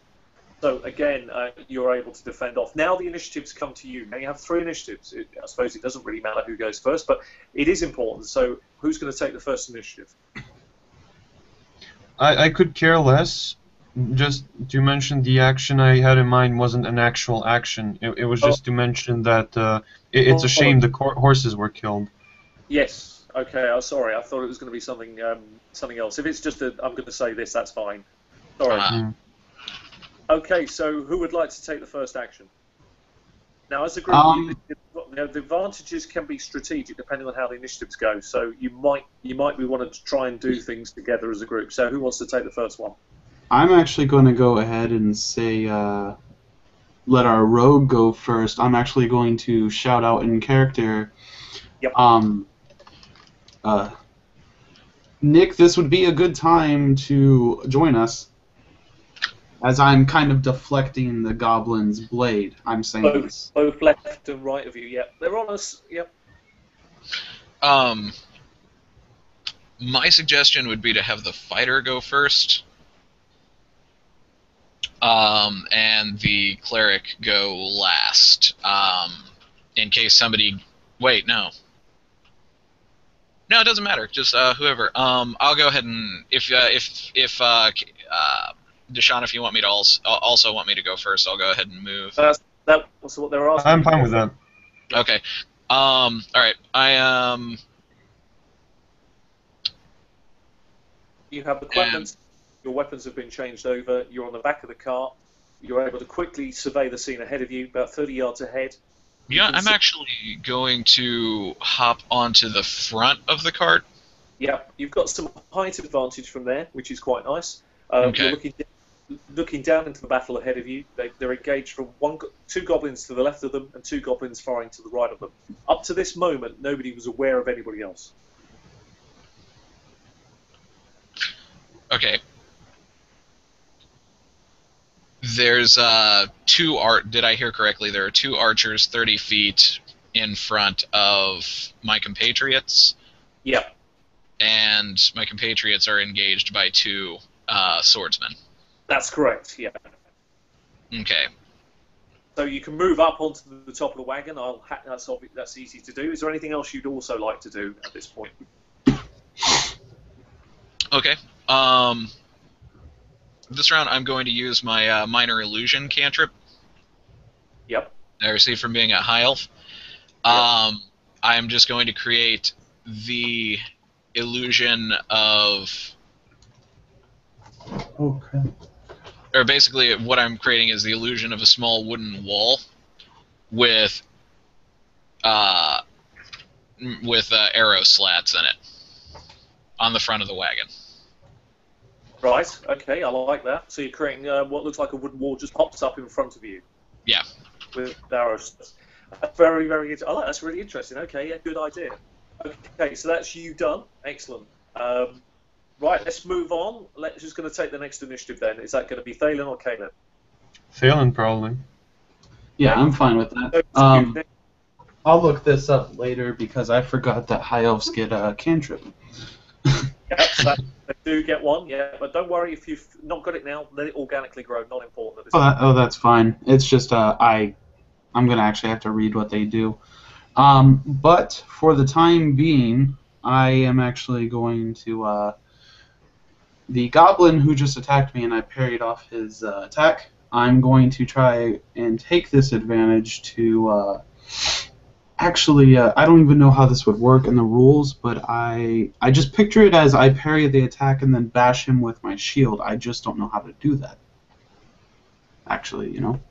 Yeah, well, it's fine. We can assume that are you trying to hit him with your shield or are you trying to hit him with your weapon? I'm actually going to hit him with the shield this round. Okay, what's the weapon you normally use? My standard weapon is a longsword. Okay, so you're going to go with the shield instead. So what we'll do, we'll play that as a d6. You can add in any strength bonus you have if you should connect. So go ahead and make a normal attack roll. Okay. That is a 12. A 12 against the goblins, as you probably understand, they may not have much, but they are wearing leather armor. Most of them have like a buckler strapped to them. At least the swordsmen do, the archers don't. No, that's unfortunately not a hit. Your shield misses as the goblins easily able to duck underneath. They are quite small, they're not tiny, but they're able to duck underneath the attempt. As for yourself, Caleb, it's been an interesting first round of ineptitude, actually. No one seems to have done much. But looking back momentarily towards the wagon, you can definitely see that that's interesting. It seems to have developed an interesting feature, this wagon. What would be the feature? Looks like it's got some sort of wall on it, a wooden wall with arrow slits in it, protecting the our dear friend Marcowil. Interesting. I'm going to raise my luck from the horses and draw my mace and my shield. I don't know what kind of action that would entail. I'm going to say that you'll have your mace to hand, given the fact you were coming over to the horses. I have no problem with that. You should have your shield as well to hand, so I won't ask you to draw those. That's fine, and you may make an attack if you wish to do so. I do. I'm going to attack the nearest melee goblin, and I'm going to yell at him. You've got one facing you down, so yeah. Alright. I'm going to attempt an attack and yell at him, "Horses have no allegiance, you monster." And that would be a D20. I like this guy. And in what language is it's that? A 20. It's in what, sorry? It's a 20, that's what I said, but the language would be common. I don't actually speak Goblin, even though I have a lot of languages. You're not sure that they understand anything you've said at all? It's okay. But go ahead and make your go ahead and make the attack. The attack was a natural 20. Yeah. Right. So what you've done is you've critical. Now what happens here is you roll two dice, so 2 lots of damage, and then add your actual bonus if you have any on top. On both of them? Well, you roll. No, it's just the one. If say for example you had +2 strength bonus, you only add that at the end. If your weapon does, say for example D6, you roll 2d6, then add +2 at the end. Oh, so only once, if I do hit. Okay. Yeah. You don't have to confirm. It's automatically a success, a major success. It's just how much damage you do. Go ahead. Do I have to roll again to confirm, or? No, you don't. No. They took that out. Yeah, I like Cool. Yeah. All right, so that would be just let me check exactly what. Do you have any strength bonus? I do, and I may have another bonus, but I'm not sure. Just a moment. Nope, that's it. So that would be 9 damage. You see, you hit the goblin fully in the top of the head. You literally hear it pop. You can hear a crack and a pop from his head, and you see the light literally just go out of his eyes as he slumps to the floor. Stone dead. Caleb's taken aback, and he sort of stumbles a step backwards, which would be, I assume, a 5-foot step if that still exists. He sort of stumbles backwards, and he sort of looks at what he's done, surprised. Oh, Okay. in case this becomes relevant to Caleb specifically, in the new PDF, you are allowed to simply declare "I'm attempting to disable them" instead of "kill them" if you wish to knock opponents unconscious with your blows rather than in their life. Yes. Does that have to be a blunt weapon or something like that? Nope, you just You sorry, can, that's absolutely right as described. I'm sorry we haven't really covered this, but you could, if something that you're completely opposed to doing is killing, you can just say that any blow that takes them to 0, I'm going to count it as non-lethal, so they just collapse unconscious. Wait, so you can actually do that afterwards now? That you can do it. You can actually do it at any point if you choose to do that. Because before it was so complicated that. Yeah, now it's much more simplified. You can actually, as rightly said, you can actually take an opponent down rather than kill them outright if that's what you choose to do. You should declare it beforehand, but obviously we're all getting used to it, so that's fine. So if you're happy to do that, Caleb, there's no such thing as the flat side of the mace, but obviously what you do is you use less force. Less force achieves it, and you're able to knock it. He had lost his composure, so he wasn't thinking the situation through, so he didn't. Okay, that's fine. Okay, that's cool. I like your reasoning. We now move back to the top of round 2. The goblins have the initiative. The 2 archers from the sides open up. Because you're slightly removed from the combat at the moment here, Marcowil, I'm going to ask you to help me out as GM. Could you roll twice, please? The first roll will be against Balin. Would you roll a d20, add 4 on for me, please, and tell me the total? I'm sorry, what was that? You're helping me roll for some goblins here. Oh, okay. So you said the bonus is +4? Yes, please. Okay. I'm just going to go... I'll do these by the order they're on my screen here. So the first one will be Caleb, and wow, that is a modified 20. A modified 20. Okay, Caleb, would that be a successful hit? A modified 20. Yes, it would be. Would you also roll for me as well at the same time, please? A d6 plus 2. That would be 3. So you take, Caleb, you take three damage from the arrow that's now sunk into the top of your right shoulder. And if you could roll for Thalen as well, please. You said +4? Yes, please. Okay, this one is actually a modified 22. Wow. So I feel like the villain here now. No, I like this. This is good. Finally, we found some range. I found somebody who can roll some dice. Good stuff. D6. Okay, that one. That's going to be 5 on that one. So a lovely, vicious blow there, Thalen, right into the lower gut with the scimitar. And then finally, of course, facing Thalen, just to really round off his round. One attack with the scimitar, please, if you will. This is also a +4.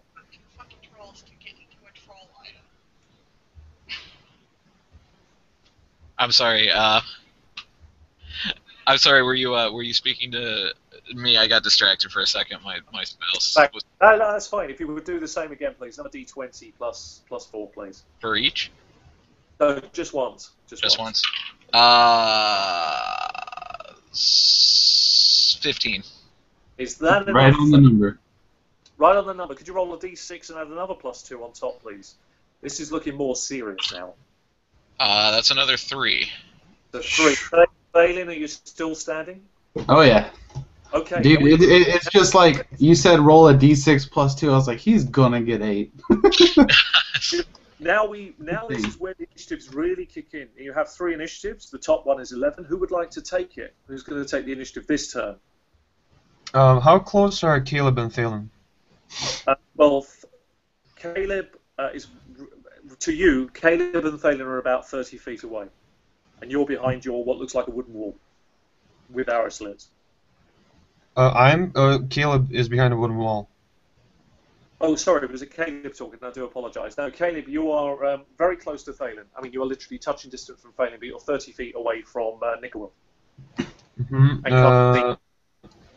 I'm assuming you have to touch. Yeah, Cure Wounds is a touch. I would like to go first and Cure Wounds. Use Cure Wounds on. You now see the advantage of using this flexible initiative system, which I think you'll find will work very well with Fifth. Yes, please do. Go ahead.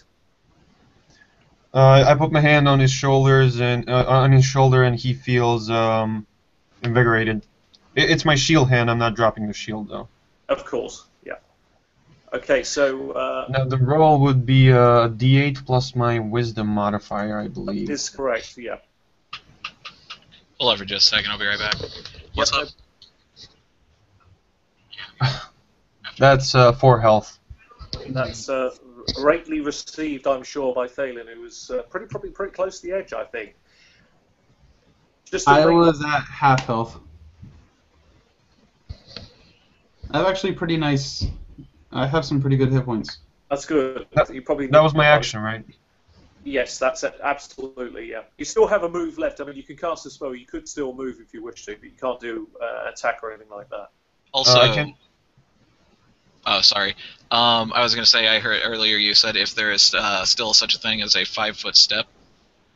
There technically isn't, but you are now allowed to take your movement in increments to your of 5 feet. You can move before, during, or after your attack. So you've done your spell. You could still do if your movement is 30 feet, you can still do a 30-foot move if you choose to do so. You can move back to the wagon if you choose to do, but that would not be a disengaged action. You have a full round thing. Considering there's only one goblin left next to us, and he's already engaged with my friend here, I'll run towards the goblins. Now I say run. I don't know if that means I like charge or anything. I haven't thought it through really. I just want to get close to them. You could move right up to the archers, really putting them under a tremendous amount of pressure. I would like to do that. Right, that's excellent. And it's also very bloody distracting as well, so that's excellent. Okay, yeah, you can put pressure, move right up to them. Okay. We then have the final initiative, which will then be taken by Marcowil. Okay, quick question. Yes. From behind my crafty little wall, would I be considered to be hidden? Yes, absolutely. Okay. You have nearly full cover. The only reason you don't have full cover is the fact you have these arrow slits, but it's almost cover. All right. Well, I am going to take a shot at the goblin that Caleb is not engaged with, the archer that is off by himself. And does attacking from hiding, does that give me advantage? I'm going to say there are two reasons why you've got advantage. The first one is because you're attacking from a hiding position, and the second one is, of course, because you've got height on your side. Okay. To hold it. All right, then that is going to be a 22 to hit. Fabulous shot. You know, you're able to pick the exact point you want. Go ahead, roll the damage. Okay. Now, as I'm rolling, I do have one question. Yes, go ahead. To me, it looks like they're now adding ability modifiers to ranged attacks as well. They are. Okay. But the damage, you probably noticed how the damage plays in with a ranged attack. I don't know if you've noticed that. Okay, what's that? And I'll see if I. It's dexterity based. Yes. Okay. Yeah, that's fine. Okay, yep. Okay, so that's going to be assuming that this because I'm attacking with advantage, I can declare sneak attack. Yes, you can. Okay, that is going to be a 13. It's a beautiful shot, shall we say, into the throat of the goblin who gurgles momentarily before hitting the deck. Okay, that's going to be me for the round. Fabulous. Move up to the top of round 3. There are 2 goblins down at this stage, 1 injured player. The goblins still hold the ground for the moment. I haven't actually gone yet. Oh, I do apologise. No, you're fine. So hitting you. What would you Feeling refreshed and not knowing exactly what happened. Simply because he's in the middle of battle, he does not have the time to really put all the things together. He doesn't second guess it and just lunges forward with his sword, trying to get back this goblin. So that is 17 to hit. A fabulous strike, penetrating under the actual small ringlets of the armour that the goblin is wearing. All right. His side, roll the damage. I was really mad, I guess. That's 11 damage. Again, he slumps down in front of you. This is turning into a rout right now. Fabulous round for you. All right, and Top of the round 3. Goblin. Single goblin left. Does nothing but disengages from you, Caleb, and runs off into the woods as hard as he can. When he disengages and does nothing else, he doesn't provoke. He can go so far into the wood. Because it's a thicket, because it's a wood, he's able to go in 30 feet relatively easily. While he's running, can I say something? Yes? Okay.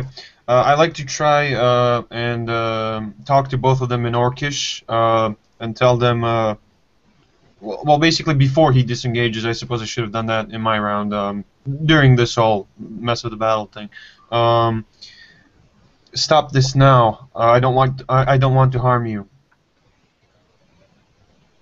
Again, doesn't seem to understand the language that you've chosen. He's running hard into the woods. You see him. The first bit of movement takes him into the thicket.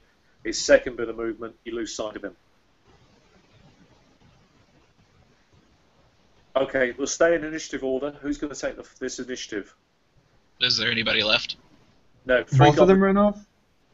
Three goblins have been taken down, and 1 ran off. Well, let's move these horses quickly.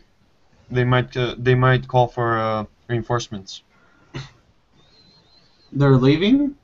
Like, all of them? There was 4 goblins. 3 you've taken down, and 1 ran off. Caleb gets to work on moving the horses from the road. Indeed. It's hard, but it can be done. You may need to use one of the ropes from the wagon, and maybe use a wagon might be the easiest thing. I'll help. I've decided on my cantrip, by the way. Yep, go ahead with one. Thaumaturgy. It sounds amazing. Yeah, it's pretty nice. It's essentially, I want it to be, basically, it's not something he studied. It's just inheritant. Like, it's just, he's a really nice person, but when he gets pissed off, this is when I'm going to use that spell. Okay. You'll notice that the horses themselves still have the saddle attached, saddle bags. You'll also notice on the other side of the goblins that there's obviously was another fight that had taken place here. You can see droplets of blood, etc. But there's no sign of any bodies. Now, you do know that these are the two horses that belong to Gruden and Sildar, and there's no sign of them around. What are you going to do? I passively glance around the horses to see if there's a trail, like their bodies or supplies have been dragged off somewhere or carried off in large numbers. Initially, there is a fairly obvious trail that you can see cutting its way into the woods. The route the goblin ran, you can see that trail is heading roughly in that direction. Before anything actually goes about, I actually asked the cleric if he could patch up my wound, because I know he used a healing spell on me, but I know those don't completely like get rid of your wound. They just build up a bit. I mean, I'm not at full hit points, so that's how I view it. That it would need to be patched up a little bit. I'll assume we have some needle and thread. I suppose I don't have anything that could otherwise heal you. No, I could literally patch up the wound if you wish. All right. Kind of holding my stomach, I walk over to examine the horses with Hit them. my gut. Yep, he still looks quite wounded. Well, at this point, like, at first, of course, I hurt pretty bad, but at this point, it's just more, it almost feels like a really painful stomach ache. Yeah.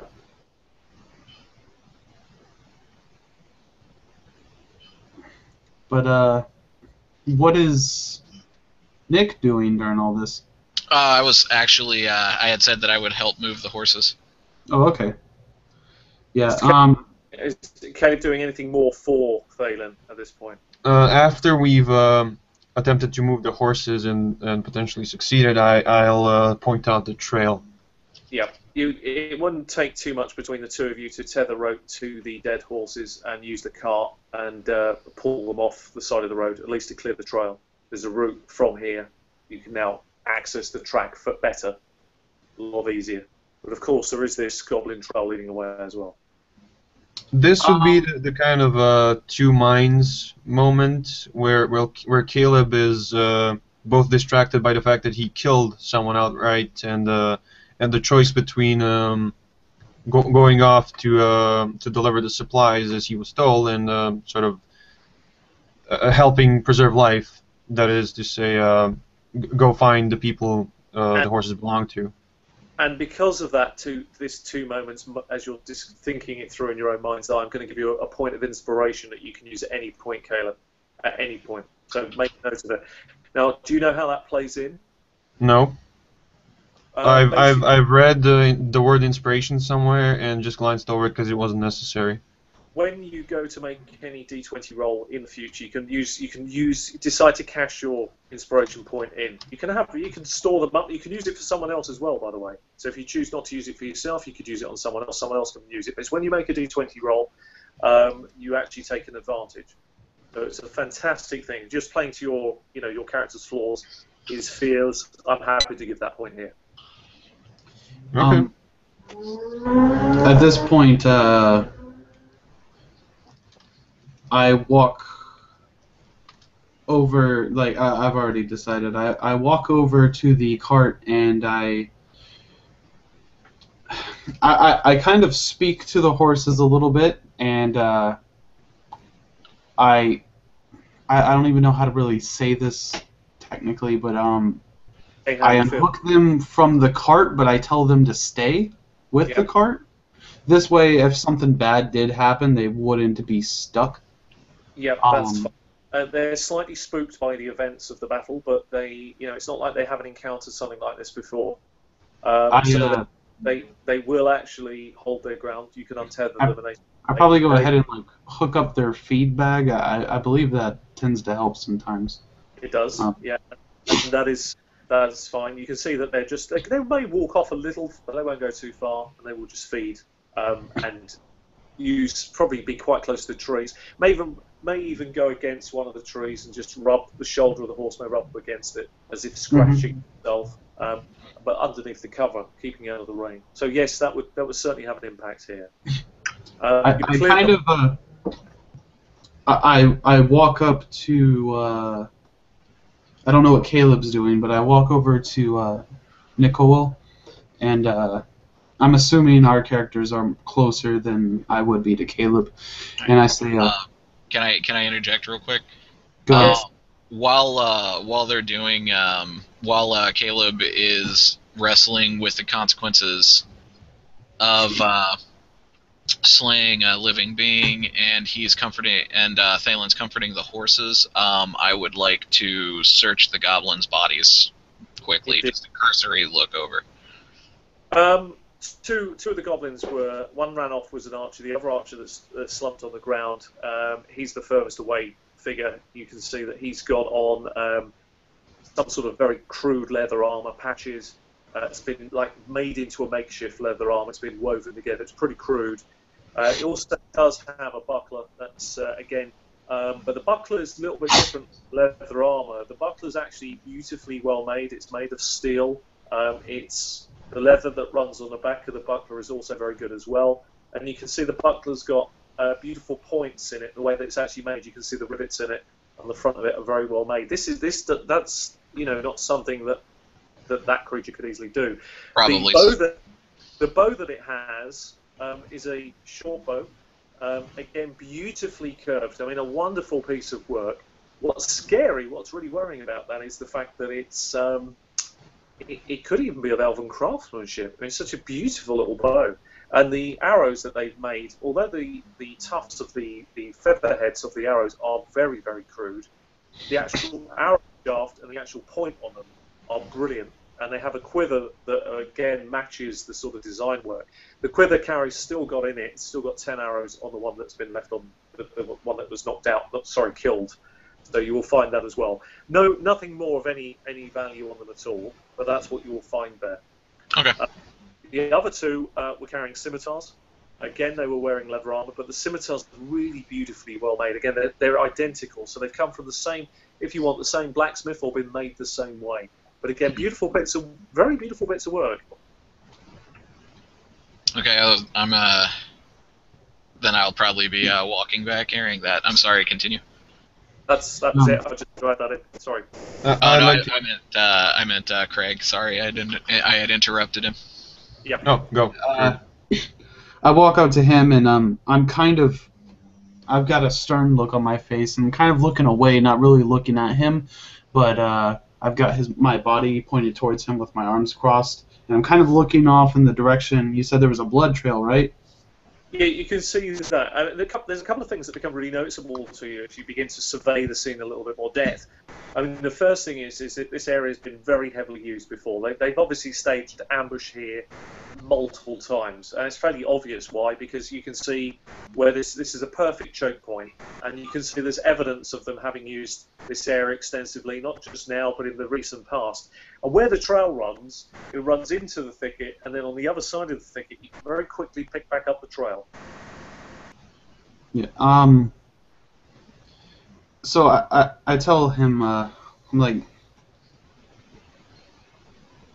well, obviously we can see that their horses did not make it, but I can only assume that they did, but I don't think they made it away clean. Like, I personally cannot continue on without at least looking for them, if only for a moment. it's ultimately up to you. If you want to reattach the horses, that's fine. But I'm going in and looking for it. Excuse me, sorry. Um.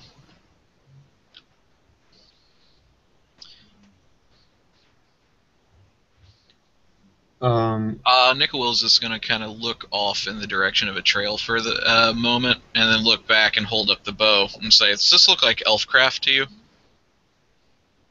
Yeah, I look it over and I guess this is up to the DM, but I would assume so. That's fine. You go with your instincts based on what you've been told. Great. All right. It sure seems to be. I mean, like, but this also seems to be of well size for a goblin. That doesn't really make sense. It's like, well, looking at their armor and looking at this leads me to believe they stole it from somebody who has finer crafters. Like, so they've been doing this for a while. I mean, that's most definitely not odd of a goblin, but surely it is odd that they were able to get their hands on such fine craftsmanship. They would have had to plan fairly well. Take people by surprise. Caleb. Moment. While you guys were talking, I would like to explain something, and then you can ask Caleb. Okay, sure. All right. As you guys are talking, Caleb's still standing a bit further from the cart, and he's kneeling down, and he has one hand, open palm, touching the grass, and his eyes are closed, and he's talking to himself. He says, well, not himself, but it seems so. He says, Goddess, saving these people may cause deaths, but if I do nothing, more deaths may occur. Assuming he's noticed that these goblins have staged ambushes here before. Indeed. He had. And he's sort of just kneeling there. I don't suppose that would be meditating, but he's trying to make a choice, basically. One thing that he notices is that even though it's raining quite hard and having this silent moment, this prayer, you start the prayer, you finish it. Probably less than a minute after you finish the prayer, it stops raining.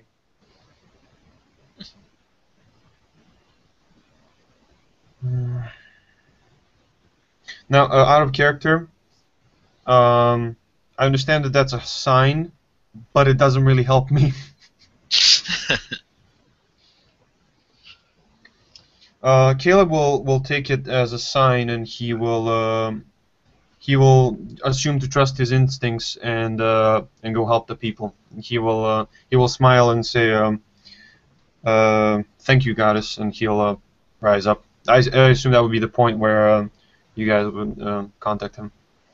Yeah, I kind of like walk up after you get up off your knee, and I put one hand on your shoulder, and I said, ultimately it's up to you, but I'm heading off to see if I can't find our employers. I'll be there when you need me. Caleb, this time, with the break in the weather and listening to what Phelan said, you notice how the light is reflected into the woods, and you notice how the light beams pull through the woodland, and the direction they're actually pointing is quite interesting because it's pretty close to where the goblins scampered off. So if you were looking for a sign, they'd maybe making a lot of sense. All right, Caleb says... That only lasts momentarily as the clouds change position, as the cloud cover changes and switches. But it's certainly something that you notice and take on board. Caleb's expression is usually either flat or serious, in thought, unless he's sort of enjoying the sort of bits of life around him. Usually he's a bit serious. He smiles, he brightens up, and he points into the direction he noticed the bit of light coming off the forest, and he says, I suggest we go in that direction. I'm curious to hear what Marcowil is also doing at this point as others are getting ready to move out. Right. I'll just say, I think it's pretty apparent that their little ambush here has caused some trouble. So here's my question: Where Go are ahead. the rest of the bodies? Here we have 2 horses, sadly felled so that their riders might be pilfered. Where are their riders? Yeah, there's evidence to you as an experienced, with some experience on this, that it's pretty clear that the rough trail that Thalen sort of picked up on very quickly, that's leading out beyond the thicket, it's obvious that they've had to drag off 2 individuals, it would appear. 2 lumps have been dragged off in that direction. I walk over to the cart and I'm attaching, like I'm equipping my. I guess it wouldn't be really equipping. I don't know, but I'm putting the trident on my back, and as I'm doing this, I'm like, well, there's only one way to find out. While you're at the cart, would you like to make just to see if you notice something quite important here, perception check, please? It's not passive; it's a roll required. Adding your perception. That'll be You need over 14. It's a 14. 14. Okay, not quite. Yeah, you put your weapon on your back. You get ready and you might head back over towards where Caleb is. Are you joining them at this point, Nicole? Yes. What I was actually going to do was I was going to go ahead and toss those weapons and the buckler I collected just onto the back, just tucked under the canvas. Yep. I'll ask you to make exactly the same check because you're now standing quite close to where Thaman is as he's about to move off. So could you make a check as well, please, based against it? Oh, that's awful. Let me see here. That is going to be a total of 7. The answer is fairly clear, no. So we move on from Yeah. there. Okay, so are you joining them, Thaden and Caleb, and heading off to follow this trail? I have one question. The cart is on the side of the road. It's not on the road anymore. No, that's correct. It's off the side of the road.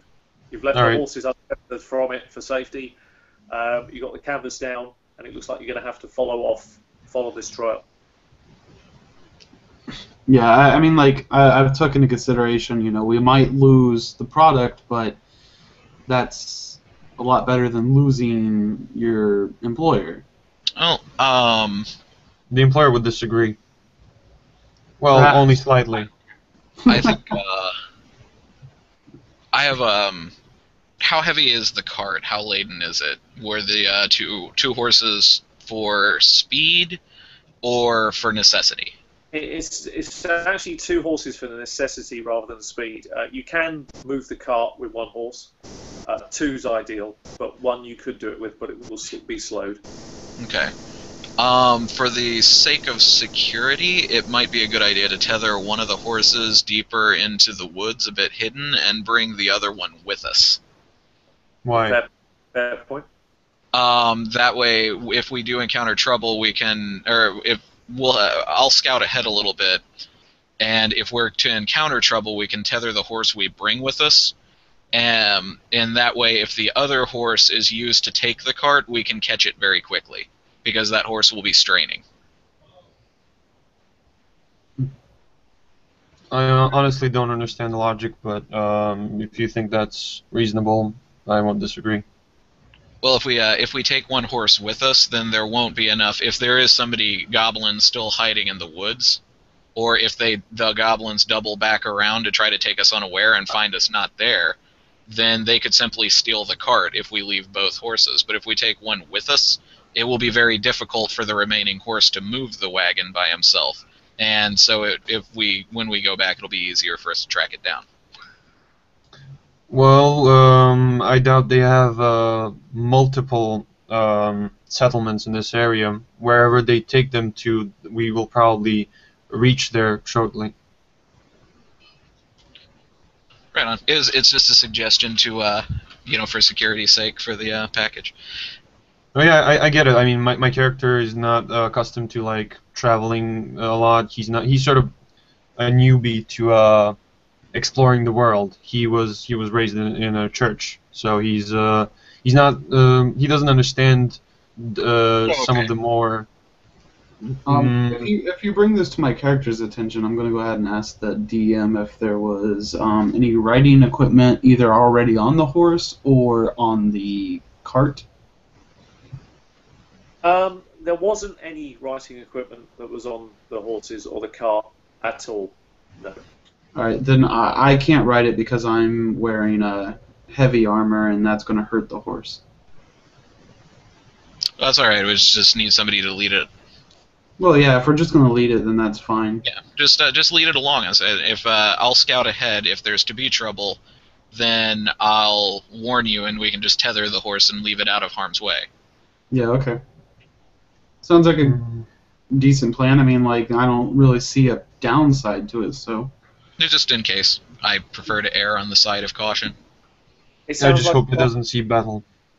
It sounds like a reasonable plan. You can tether one horse back onto the cart, move the cart deeper into the wood. You know where it is, and take the other horse with you. That's easy enough to achieve. Then the three of you are ready to follow this very rough trail that leads beyond the thicket. You can see the trail because where it goes through this grass, this heavy high grass, where these bodies are being dragged, clearly they're leaving the grass is bent over it, or any small shrubs or plants that it comes into contact with. Interestingly, Caleb, what you'll notice is the route that they go along, that these goblins take, beyond the thicket, it's pretty open ground. Then it quickly rejoins a wood. As you enter into that wood, you'll notice a couple of patches of ivy growing up against the side of two trees as you're following this trail. I know that this is this well, it's not a bad sign at least, but I don't know how to take it as a player, not a character. So he'll notice it. Yeah, exactly. That's all it is. Is you notice something. It's you know, this is for you. It's your thing. It's something you become aware of. You believe that you're being guided. You're following the trail effortlessly at this point. I have no problem with that. I'm just running with what you're telling me. So hopefully it's making sense. It is. Yeah, that's cool. Right. Perhaps you meant to come here to right this wrong. A little off topic, we seem to have someone who's been with us the entire time, so I want to go ahead and say, "Hi, Mike!" Well, hello. Alright. So somebody's been watching the whole way through, have they? Yeah, I just want to make him feel special. Oh, that's All good. right. Hello, Mike. We will be bringing this to a close in about 10 minutes tonight, but I just want to see where we go, just this little piece. So let's see how this pans out. So we're going to be left on a cliffhanger, aren't we? Yeah. Let's just quickly have an order of how you're going to move along the trail. Who's going to take the lead? Are you going single file? You're all going together in a line? How are you organising yourselves? Well, Marcowil said he was going to go ahead and scout ahead, and then I assume me and Caleb would just take either side of the horse. That way we can easily control it. Yes. Okay. Sounds good. So, Marcowil, you leading out the front? Yeah. Okay, as it enters this second thicket of trees, could you do me the good? I presume you're just basically making sure that you're still following their trail. Is that the key to your plan at the moment? Just make sure you're still following a discernible trail. I'm going to try to make sure that I'm following the discernible trail. I'm also going to be trying to keep my eyes, or to keep my wits about me. I don't want to. I want to stay aware of my surroundings. Perfect. Okay, well, I've got your passive wisdom skill. You don't have to make a roll of this. So what you'll notice is as you're moving into this second thicket and pass beyond a couple of pairs of trees, you'll suddenly stop. You look in front of you. You notice there's a small falling of some leaves. You immediately, it gets your senses tingling, and you notice it doesn't seem right. There's no other leaves anywhere else. They've just fallen here. So you stop and you start looking. As soon as you start to look, you realise there's some sort of small snare or rope that's hidden under the leaves, and you can see it running up the back side of a tree, up into the branches above. It's obviously some sort of snare trap. It's easily avoided. Okay. Well, if there's a fallen branch or a rock or something nearby that I can. Well, no, I don't want to do that. Can I actually use my thieves' tools to disable the trap quietly? Yes. it would be a bit more tricky. You'd probably, to do it properly, you need to climb into the tree and work where the actual pieces are tethered to. Normally they work like spring loaded, so you'll have one branch you bend down, and then you'll have the tether to a rope. So you're literally following back the rope to where the branch is bent over. Once you can see that, then it's a lot easier. All you need to do is unattach it from that branch carefully and unload it. So yeah, I would say that's easy for you to achieve. It's not difficult. Before I start work on that, I will slip back. Just like there's a trap ahead, I'm going to remove it. But I don't want to just set it off because I don't want to let anybody know that we're coming. You're able to quietly do this. It's a very crude but very efficient snare trap. It will actually send someone up into the air, probably dangling by their feet. It's fairly basic, but it would make a lot of noise. But you're absolutely right. You're able to effortlessly do this. And the nice thing for those watching on is how easily he found it. That's another nice thing. He found it very easily and knew exactly what to do. Hmm. That puts me more on edge. Yeah. However, once on, you can continue on following the trail. All right, well, let's continue on. I'm going to pay a little closer attention to the trail now, because if I'm specifically thinking, wow, I found this really easily, I'm going to be watching for ones now that are a little bit more concealed, just in case they're going to rely on me continuing to think I'll be able to spot them very easily. Well, that's probably a pretty good plan, because as you continue through the secondary thickets, it is actually quite dense piece of wood. I mean, it goes on for a good couple of 100 yards, and as you're getting close to coming out the other side and going back out into the high grassland, you'll pass between the final trees. Now, as you're about to do this, I'd like you to make a roll for me, please. This time it's a wisdom check. It is your various skills will play in, of course. It's an ability to spot something. It's against 15. Okay. Let's hope I don't roll super crappy again. Ah, nice. Okay, that is a modified 20. Beautiful. Again, the route that these creatures have taken, even with the snare trap, they were very clever at moving the bodies up very, very close to it, and then probably a couple of them lift the bodies over to the other side of it. So it looks like they've gone through that area. Very easy to fall foul of the snare. But the other one is more because they put effort into it. And what it is you'll realise the last pair of trees before you leave this thicket, they've dug a pit. A very crude pit. They've covered it over beautifully, used soft earth on it. They're really good. They made it look like the bodies have been carried across the pit. But obviously what they've done is double back a few feet, gone through a secondary part of the thicket out the other side. So you're able to spot this, you're able to avoid it, there's no point sending it off, and you can go around it with the other group. That's actually worrisomely clever. Crude but effective. You could take a peek into it to see how deep it is. It's been dug out 20 feet deep. It's quite serious. The sides themselves are quite well cut away, so it would actually be very difficult to get someone out if you didn't have support or help, etc. Okay. But, yeah, go ahead. Alright, well, might be a good idea to go ahead and leave the horse tethered here, if we're going to be finding traps like this going forward. I'll leave that decision to you two gentlemen to make. And while you're deciding, I am going to actually. You said this is between two trees, right? Yep. I'm going to I'm going to go over to one of those trees.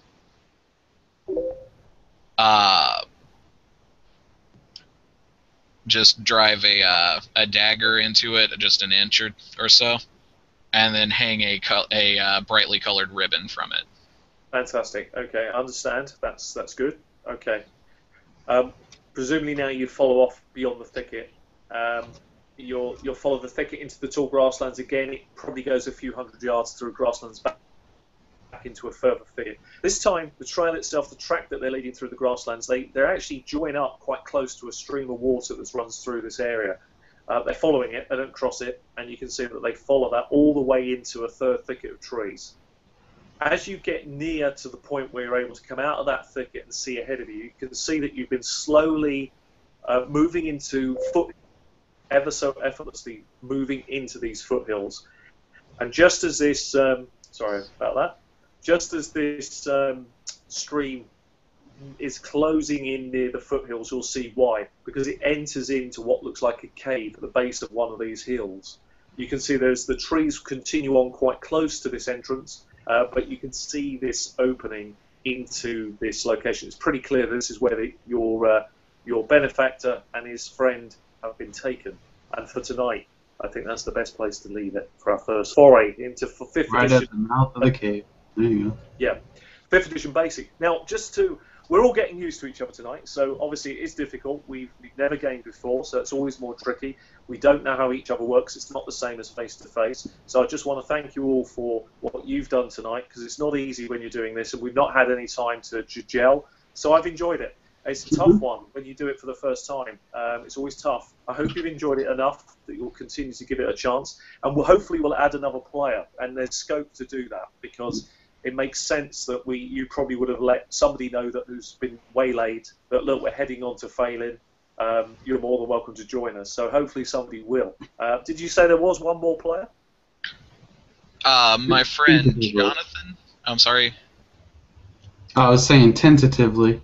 Yeah, Jonathan was supposed to be coming along to play a wizard, but he keeps getting waylaid by work. I don't know. Okay, so what we'll do, I think between the four of us, we should actively recruit for one more player, and I think a wizard would be a good call. But of course, we don't mind what people play. I have no issues with that. But just for interest and just for the audience, anybody that watches or sees the end of the video, just curious to see, just very quickly from yourselves, is there anything you like so far about the edition? What sort of things have you noticed? Well, personally, I haven't really got a chance to use any of it, but the reason I actually decided to play a fighter in this game was because there's more to them than, hey, bonus feat. And I'm just like, I get it. Feats do allow you to customize your character, but they're just not flavorful in my opinion. Yeah. It's more of a mechanic than a class-specific, like, something that would make me want to pick a class. I do like how they added fighting styles, and I get a second wind, which is pretty cool. I was actually going to use it until it healed me. Yeah, yeah. I agree with you there on the fighter. I think they're very interesting now, and I think you can dip in and out of the class, which makes it interesting. I think that's one of the real strengths of the class. From yourself, I'm sorry, I don't know your name, Caleb, so I do apologise. I'll get used to it. Just call me Solar. You can just mouse over my thing at the bottom, and it'll say Solar. Yes, sorry, Solar. What did you think of the system so far? Any thoughts or feedback that you could give? During gameplay, I really enjoyed the simplicity of just adding modifiers of the attributes to, or ability scores, I suppose, to pretty much every check. It's very easy to find. It's very easy to understand. It's not finding a bunch of feats and then trying to figure out what kind of rules apply where and stuff like that. Not having to bean counter on you, which I think is a real strength of the game, which I really like, to be honest. I don't know if you saw it, Sean, but I actually, as soon as these rules came out, I looked it over and I made a, I think it's called landscape version of the character sheet. I think it's excellent. I like it a lot because it puts everything into columns. Like all your abilities and skills are right there. Yeah, you showed me. Absolutely excellent. I'd love to have you'll have to send something over to me. That'd be very useful to see, actually. And finally, for yourself, just one thing I noticed beyond the rules, I like the way you GM. You take your time and you aren't afraid to get into detail, and you don't mind the occasional interruption by me when I like to put a bit of flavor here and there. So. Not at all. I mean, we're going to gel with each other. The reality here is that we're going to take a bit of time, probably 2 or 3 sessions, to get used to each other. The key is give it that time. Give it 2 or 3 sessions, and we'll know if you like it or not. In terms of, it may not be the system that fails you; it could easily be me. So, don't worry about being critical or honest. It's the first time. I'm not a fan of this format because it doesn't do the things that I enjoy best as a GM. But it is a lot of fun because one thing that's really good is It keeps me very disciplined to sit still. I have to focus quite hard. But what I am enjoying is we'll get used to how each other plays, and I'll certainly roll with that, and I'm going to build a lot of interesting backstories into it. We've already done that tonight. You may not realise this already, but we've got a lot of interesting stories here, and I think what you'll find that's interesting there is for Solar, when you go away and read up about Hedra Helix, you'll find that quite interesting. You chose it, but you'll find it very intriguing how he certainly knows something about these plants, this boy. You'll find it very interesting. So it's well worth looking into. And I'm sure we'll be able to do that a lot with each of the characters as certain parts of the characters unfold and the backstories come out. And sorry, finally, I do forget your name. Names will stick with me probably after a session or so. So sorry, the Fox. Yep. Please go ahead. Anything about the system that you'd like to add at the end of the video? I think like if I had to point to like one part of the system that just makes me happier than anything else that's new, it would be how stripped down they did actions. Now, earlier, we had the situation where Dusan wasn't sure if he had to draw his weapon or not. In the new system, it's just action, and you actually are allowed to draw your weapons and attack as part of the same action. Yeah. So that what they did is they took a whole bunch of stuff that used to be quick actions or reflexive actions, you had all this different war-gamey kind of minutia, and they just put it all down. You just, all you do is say, I'm going to take an action, and may I do this as well? And, even as much as, like, you can drink a flask of healing potion and attack on the same turn now. It's great, and it takes so little thought to put all that together. It feels a lot more like a role-playing game to me, and a lot less like... It feels more like Dungeons & Dragons and less like chainmail, I guess. Yeah. I agree. I do agree with you totally. I want to ask you a question. I'm just curious to see what you thought of this. One thing I did definitively change tonight is how initiative works. Did you like the idea of you being as players, once your initiatives are rolled, deciding who takes what action? Because that could be, I think, quite good in this system if used. Surprisingly, I've actually thought about that today. So it was kind of surprising when you mentioned that, and I thought that it would be not that immersive, but it would be an interesting thing to do. So I don't mind, but it doesn't seem like to someone who takes games as just sort of rule sets to explain the storytelling, to give it realism. It probably wouldn't fit so well with that kind of players. Yes, okay, that's fair enough. Other people's thoughts? What do they think of that? To be honest, I could go either way with it. I personally think initiative is one of the hardest things to do right in a tabletop game. Yep. I'd like to see you guys give it a chance for 2 or 3 sessions, because I've got a feeling that you'll find it very, very good, because you'll be able to, depending on how the initiatives fall, it'll make it very much more an interesting round for everybody, because you'll be quickly deciding, no, I think you better go first, I'll go second, you go third, and it will make it more strategically interesting, I think. The thing I do like about it is, my character is very protective of his allies, so if someone was starting to get damaged, of course, he would... Even if it put himself in danger, he would immediately run over there and try to help them. Yeah, I think that it'll work just fine, and I'm happy doing that. It has its pros and its cons. Its pros is that it gives you a lot more tactical control, and it gives the players a little a more cooperative option. The downside is that it's a little bit slower. So that's not a bad trade-off, really. I will say, though, like a point that he just made, it kind of enforces teamwork. Yes, it does. Yeah, and I'll tell you why I've put it in. There's 2 reasons for it. The first one is you'll find you'll get very quick at using it. So that at first you'll think it's slow. I understand that. I've used this before, by the way, so I know it will work. And you will get quick at it, because you'll quickly decide who's going to go in what order.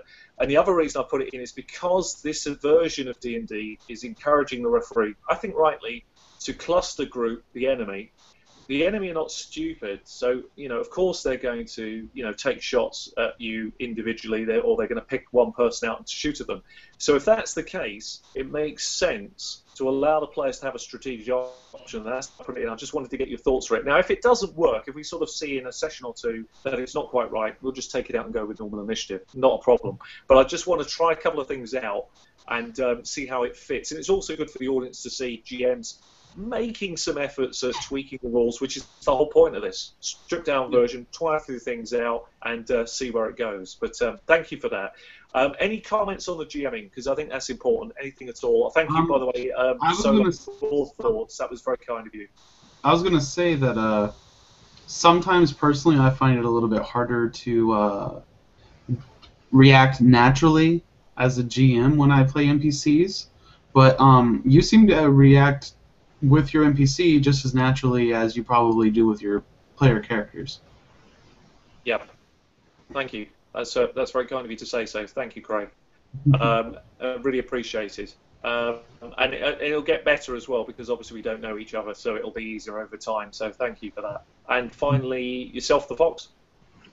I thought you did a good job. I enjoyed myself. I felt you got everything rolling along fairly quickly, and that's really, really important in this kind of format.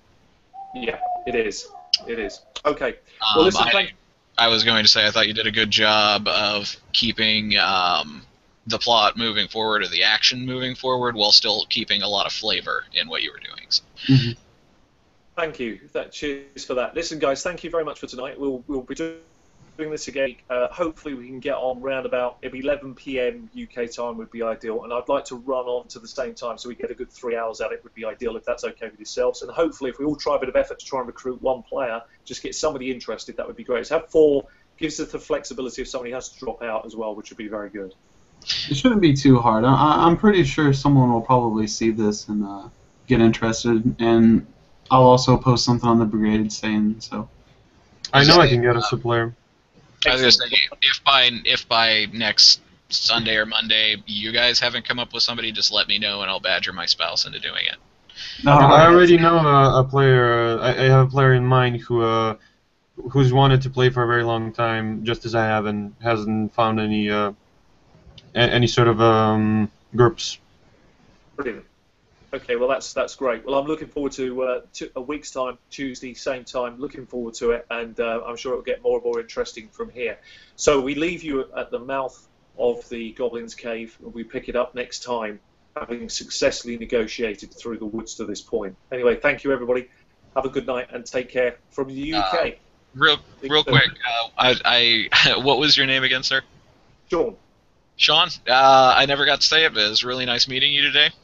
And I'm also going to throw in there, go check out Roleplay Roulette on YouTube at Seven Realms Productions. Well, I'm certainly going to do that, and it'd be really good if you could send a link over to Craig or something for your channel, for the stuff you do. It'd be really good to see that on there, because I'd like to have a look at that as well. So sure, thanks very much. Take care, everybody, and see you soon. All right. See you. Bye-bye. Have a good one. Bye.